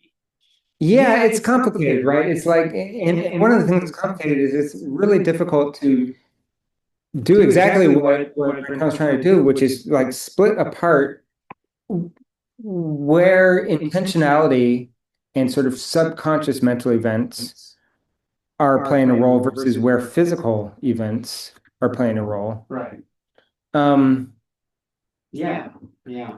and so, if it's possible to have mental events that have no intentionality, then it seems to fail as a really clear way of mapping out the distinction between, say, mind and body or something. He says that objects cannot take an intentional stance. Only the subject can take an intentional stance. Yeah. Well, I think is that his language? Because I know Dennett talks about the intentional Or maybe stance. it's yeah, maybe it's actually. But yeah, Dennett talks about the intentional stance, and it's true that, intentionality is a mark of subjectivity that, or it is a mark of consciousness to an extent that, negatively you can say certain things cannot have intentional stances or have intentionality, and so therefore they are not mental. But if you want to do what Brentano's trying to do, which is actually give a positive criterion here and say what is positively, the positive defining feature of the mental is intentionality, then you get into these weird things and like the kind of psychoanalysis side of things where it's like, well, I don't know, mind and body are wrapped up in this really close way that's hard to differentiate. And even to the extent that it seems like you can have mental phenomena that have no intentionality, or you can have subconscious intentionality, Yeah. which isn't allowed by his analysis here. So I don't know. I mean, I would say that in the history of philosophy of mind, it is a fairly good and fairly new kind of distinguishing criterion between mind and body. But it doesn't seem like it's completely sufficient, right? It seems like maybe it cuts mind and body off from each other too much in a way Right. that is a little too Cartesian or something. Yeah. Um, Mm. Mm. and I think that that's reflected in his assertion that really inner perception or inner consciousness is all we really have or whatever. Yeah, It's yeah, like, yeah, well, yeah. Yeah. yeah, I don't know. Maybe the external world is playing more of a role. Maybe the body is playing more of a role, and maybe the traffic between the phenomenal mind and the body, the brain, is playing more of a role than Right. is allowed by this analysis. But it is nonetheless a pretty good, if rough, approximation at the difference between, mental phenomena versus, say, physical states. Yeah. Yeah. Do we want to say anything else before we leave Brentano?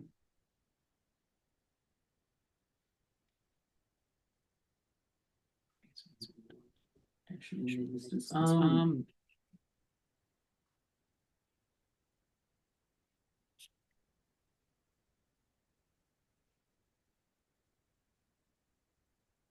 I wish I were a little bit clearer on why he starts off by talking about the inexistence, intentional inexistence of the right. object. The only thing that I can kind of course, maybe if I were to read more Brentano, maybe it would be clearer. But the only thing I can say is that maybe what he's trying to say is that the object, as like external world type of object or whatever, is inexistent in intentionality, but its inexistence is, I mean, maybe inexistence isn't applying so much to intentionality, it's applying to the object.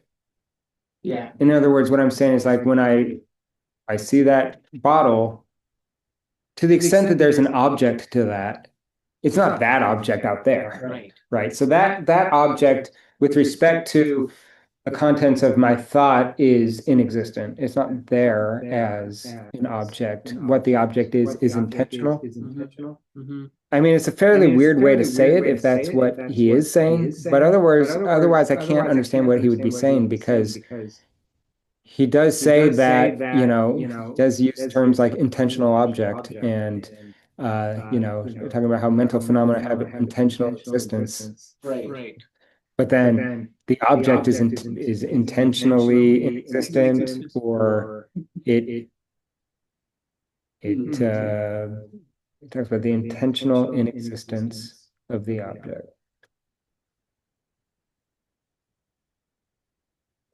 I think what it would have to be, like, if that's what he means, then it would have to be something like objective inexistence, but intentional existence.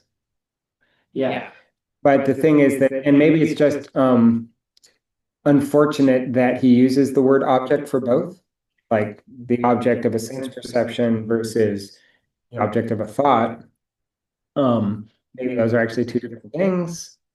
Or does it mean that like the object does not have any intentional stance, so it's intentional in existence from the object's point of view? Oh, it might mean that too. Yeah, I suppose if yeah, let's look at where he says that because I think from context it would seem strange if that's what he meant.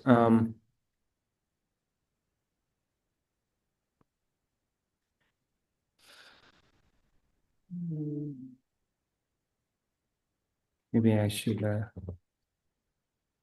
Oh, you know what? I forgot that it's this whole 700 page anthology. Sorry. No, it's virtually all the. Yeah. They might have it. Oh yeah, it's on page in the PDF. It's on page 14. Uh-huh. I feel like it comes a Number little. 5. I feel like it comes a little earlier. Oh yeah, this is what that's right. This is where he talks about intentional. Every mental phenomenon is characterized by what the scholastics called the intentional or mental inexistence of an object. Reference. And what we might call, though not wholly unambiguously, reference to a content. Yeah. And let's look at the footnote here, the end note. And this is his own end note. The scholastics also use the expression to exist as an object objectively in something, which, if we wanted to use it at the present time, would be considered, on the contrary, as a designation of a real existence outside the mind. Okay, so I think we're on the right track here.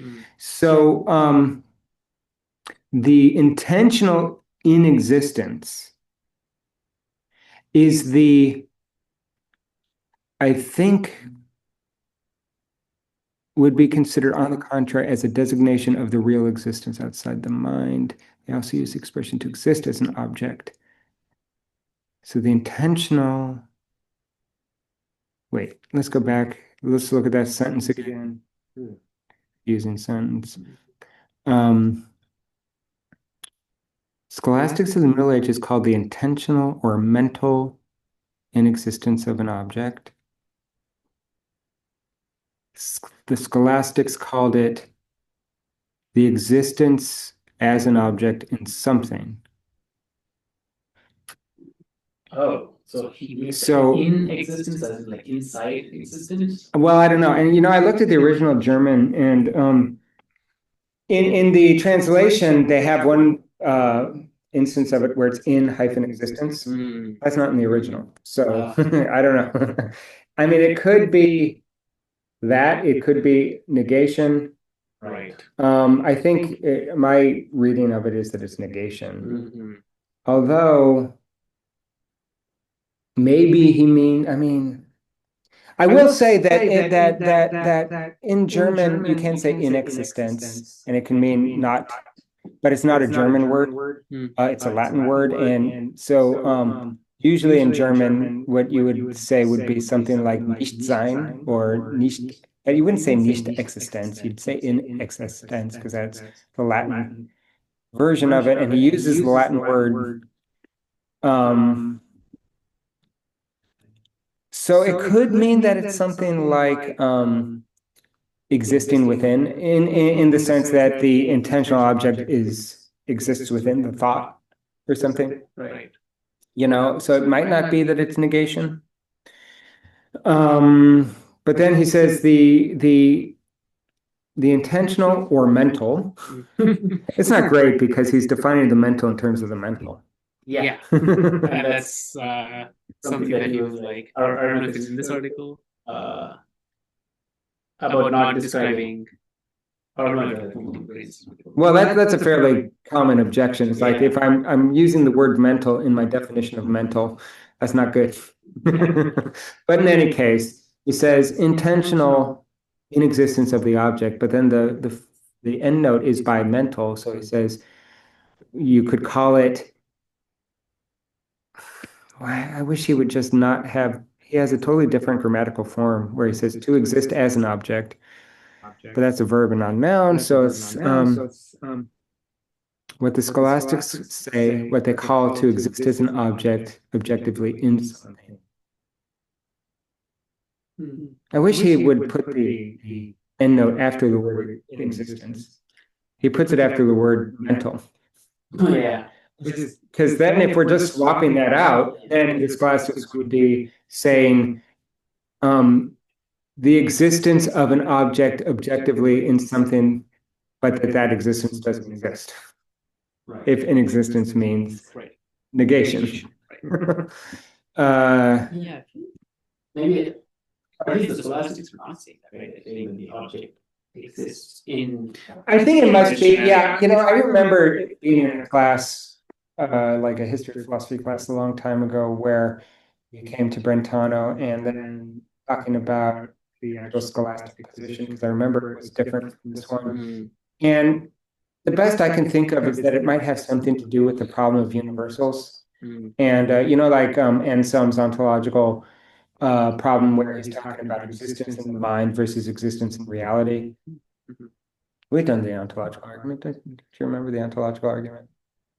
Oh. The one where it's like the most perfect being must exist in reality, because if it existed only in the mind, it would be the most perfect being. Right. But there the distinction is something existing in the mind versus existing in reality. And it could exist both in the mind and in reality.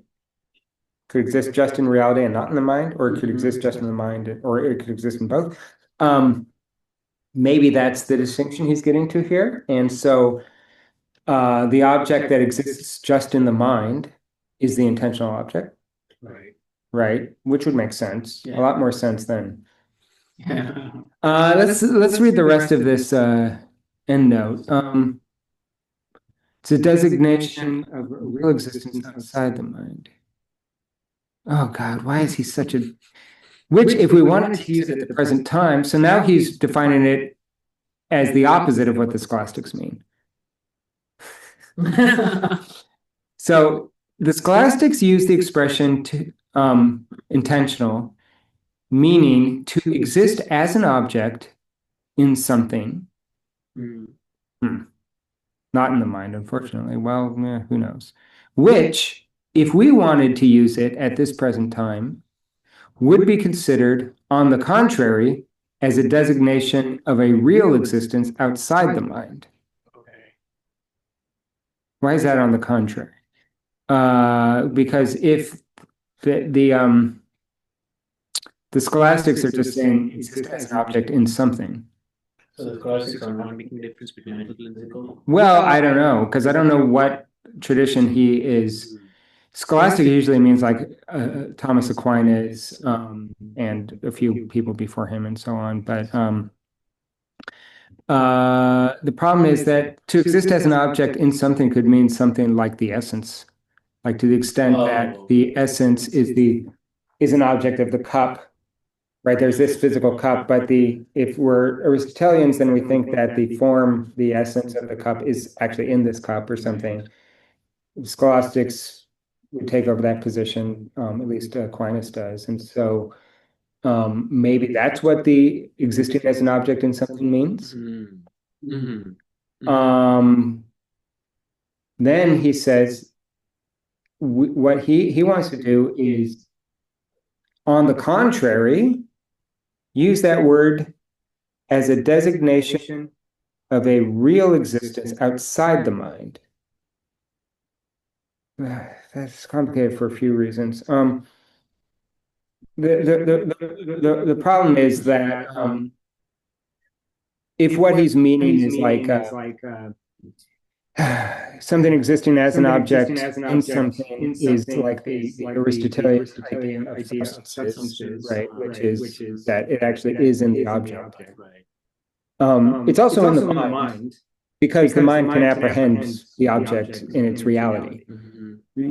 That's one idea that Aristotle has, that Aristotle is a realist with respect to knowledge, right? That anything that I can know about this cup, it's not just that I know something about my thoughts, I know something about this cup. Right. And if I know that the substance of this thing, its cuphood or whatever, is in it, Mm-hmm. then it's actually in it and not just in my mind. And so then Brentano doesn't make any sense here, because what he's saying is that, no, what I want to say is that the inexistence means that it is a real existence outside the mind. Real existence outside. Well, that would be like if I That's what Aristotle is saying. yeah, that's what Aristotle says already, that it is in my mind, but it's also in the object, because the mind and the object are isomorphic or are somehow speaking the same language or whatever. So then, but a Platonic idea would say something like, well, the essence is in the mind and not in the object, because the object is just an appearance and it's not real. Its essence is real, but it's mental, right? Or it's not physical or something.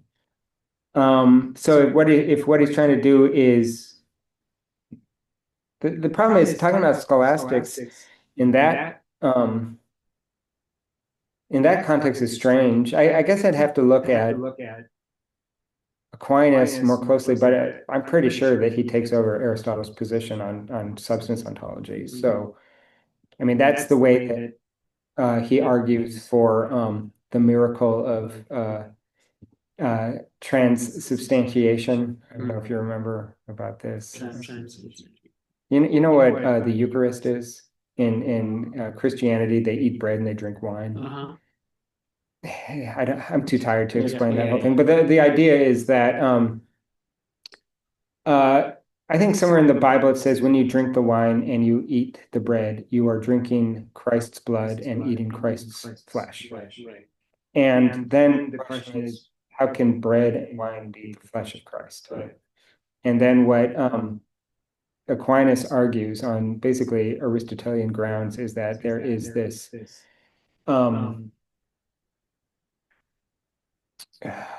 I don't remember it totally, but essentially that even though the physical form of this thing is a cup, nonetheless its substance can't change even though its accidents do not. And so, or is it the other way around that its substance? Yeah, the accidents can change. The accidents can change, but the substance remains the same. So that the substance is Christ's blood, and accidentally it just looks like wine, but it is actually blood. He argues that on Aristotelian grounds, which is why then it would be weird for him to be invoking the scholastics and then say something that sounds more Platonic than Aristotelian. I don't know. At least this is suggested by the expression to exist immanently as an object, which is occasionally used in a similar sense and in which the term immanent should obviously rule out the misunderstanding which is to be feared. Oh, you didn't rule out any misunderstandings with this. I mean, honestly, it makes the most sense to say that intentional existence is existence in the mind. Real existence would be some sort of Causal. well, Right. it's tricky because real existence is something he attributes to mental phenomena, but the idea there being that if I have a hallucination, the hallucination really happens, Yeah. right? Oh, yeah. You know, that kind of thing. So it's not just that it's like physical and causal in that sense. I think what it is that um, the intentional existence is a property of the internal structure Right. of the mental phenomenon, but the real existence is a property of it as a whole or as maybe even of the external structure of it, right? Something like this, so that, what am I saying when I say something like, I have a pain? Uh, you know, if the pain is its own intentional object, then I'm aware that I have the pain. It has intentional existence. If I'm saying that I can't be wrong about whether I had a pain, then it seems like what I'm saying is that that thought really happened or that mental phenomenon really happened or something like that. But I'm not saying much about the internal structure of it, right? I'm saying that it's not that you can have an illusion. You can't be wrong about having a mental phenomenon. You can be wrong about whether that mental phenomenon corresponds to an external reality. Yeah. You could potentially be wrong in some other ways. I don't know. But the one thing you can't be wrong about is that it happened. Yeah. Right. Yeah. And so, I can't be wrong about whether I had the sensation of pain. That's what he describes in terms of real existence, I think, right? That it really exists. The thought really exists, whereas the bottle doesn't really exist necessarily, right? At best, for me, even if it does exist necessarily, if he's committed to that idea that internal perception is the only real perception or whatever he says, then even if that thing exists out there, I have no knowledge of it. I don't have knowledge of the presentation of it. So to the extent that I'm seeing a bottle, the bottleness of it has intentional existence in as much as it's like the internal structure of my perception of it. But it doesn't, for me, have real existence because even if that bottle really does exist out there, what I have is the presentation of the bottle. Yeah. Would he talk about pain as an intentional object?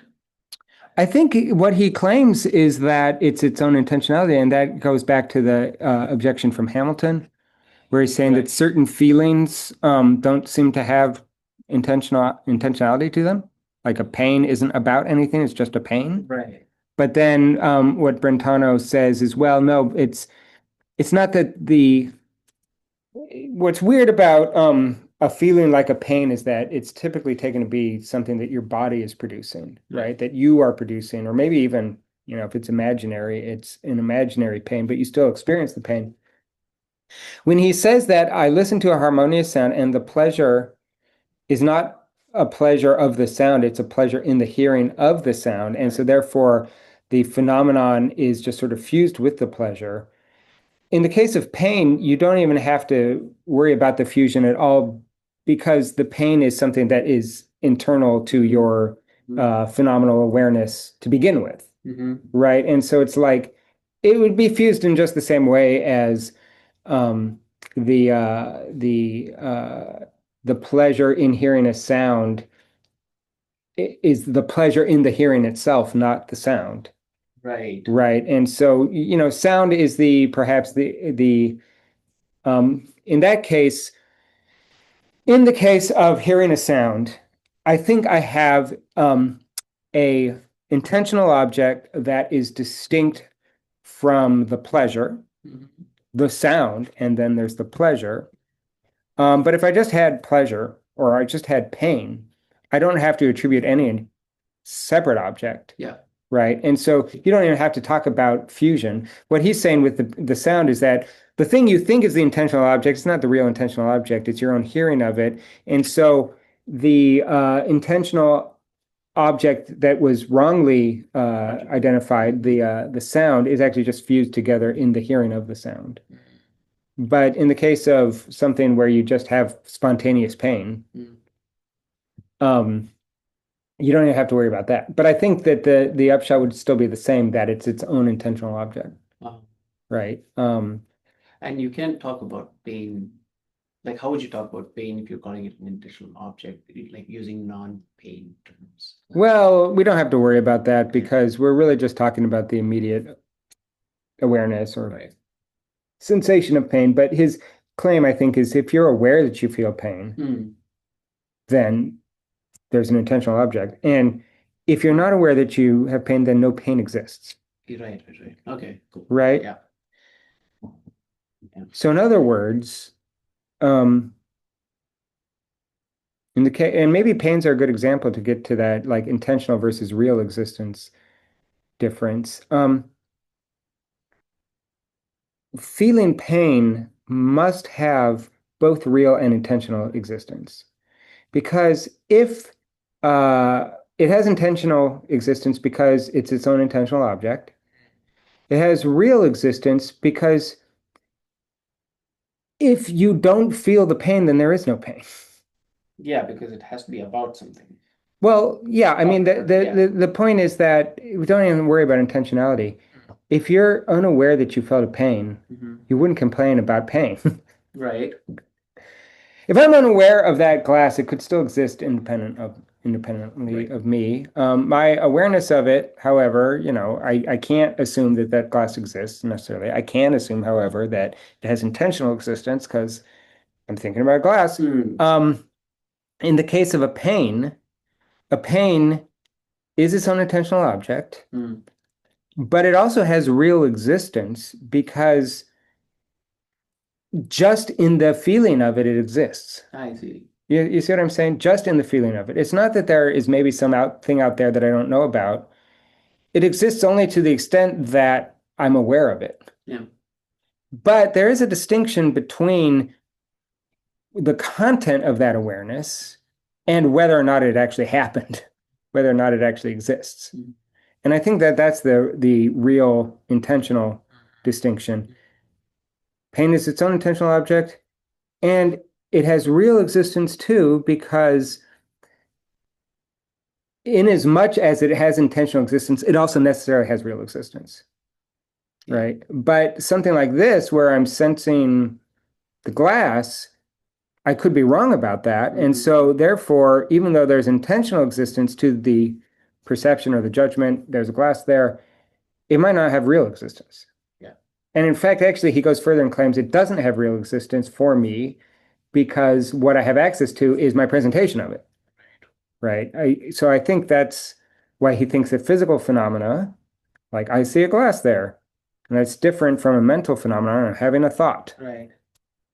They both have intentional content, or they both have intentional existence, but only one of them, the mental phenomenon, has real existence because just in the having of it, it has real existence. Whereas just in the having of this, um, sensation, I can't posit that the object really exists.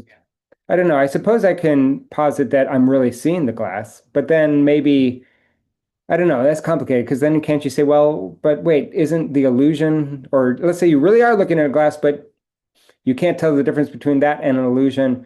Wouldn't that also have real existence? Because I'm definitely sure I'm having the experience of looking at a glass.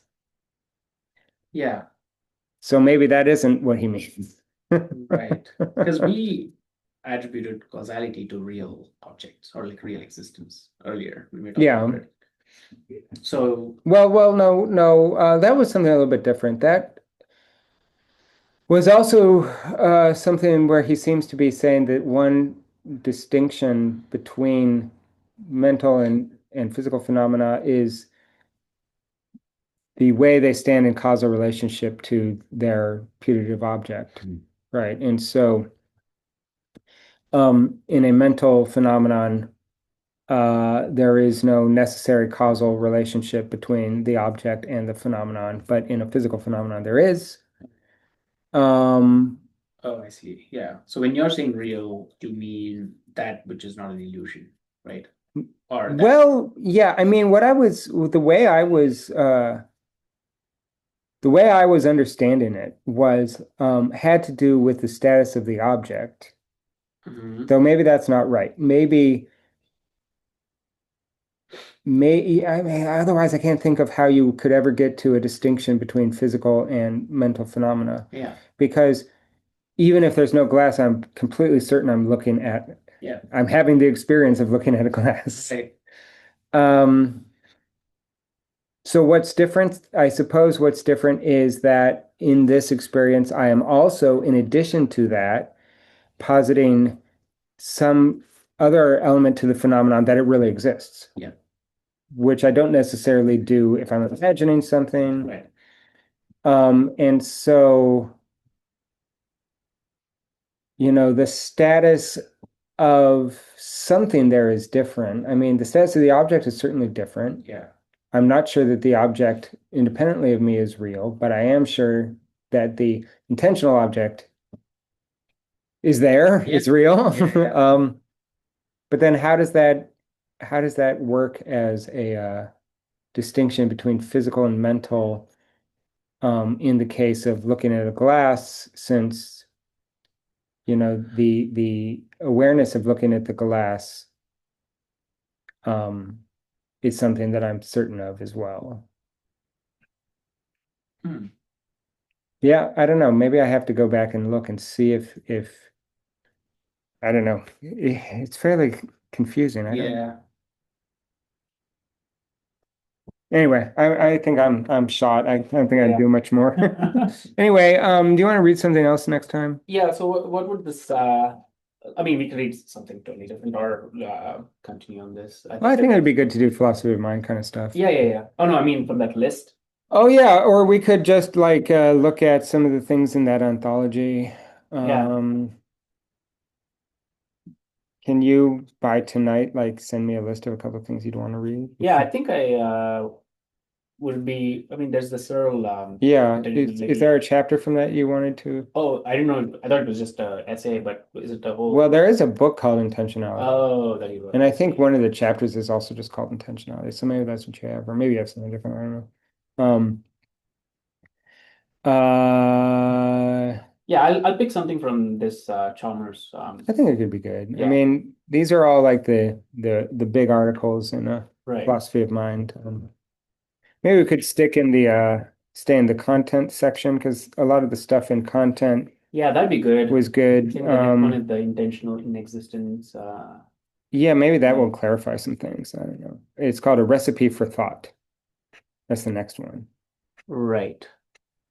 And then there's some objections, I think, to Brentano. Where is that? Consciousness. I would like to do some of the modal arguments. Those are Hmm. those are cool because we get to do hardcore Oh, ontology. yeah. That's yeah, I've been wanting to read that actually, Naming a Necessity. Yeah, yeah, it's not that difficult. Yeah. Have you ever listened to Saul Kripke give a lecture? No. Oh my goodness. I think he was autistic. Oh, But okay. he talks in a very soft, very high-pitched voice, and then just like reads out strings Uh, of symbolic logic. nice. He's like, yeah. That's hilarious. Uh yeah, so content. So we start with this. Oh yeah, yeah, yeah. And yeah, we should read this because we're Yeah, really confused on right. intentional existence Yeah, anyway. So yeah. let's read that. I wouldn't mind reading some Robert Brandon. Hmm. He's significant and he ties into both pragmatism and Kant. And so we will have some background. His Okay. writing is kind of dense though. Oh, is it? But Okay. he's also a YouTube star now. Is he really? Well, not really, but he has a YouTube channel. Oh, I see. And so we could, Is he young? I think it's like 70. Oh, 70. shit. Oh, wow. Yeah. It's kind of late to get out. Oh, maybe. I like that. During the pandemic, everybody started YouTube Yeah. channels. Um, oh, there's so many good things. We should do this one Oh, too. yeah, Sellers, that's the one you had been wanting to And read. I don't know. Yeah. Maybe we don't have to read everything. We can just like pick and choose the Yeah. things that we want to read Yeah. most. But let's Okay. do this one next. And Yeah. it's only what, 7 pages? Should we try to do Yeah. another one too? You want to do the run Yeah. Robert Brandon too? Yeah. And then Okay. it's 20 pages altogether. Yeah. So Yeah. all right. Okay. Are we meeting next week or in 2 weeks? We can meet next week. Yeah, okay, sounds good. I'll see you then. All right. See you. Bye bye.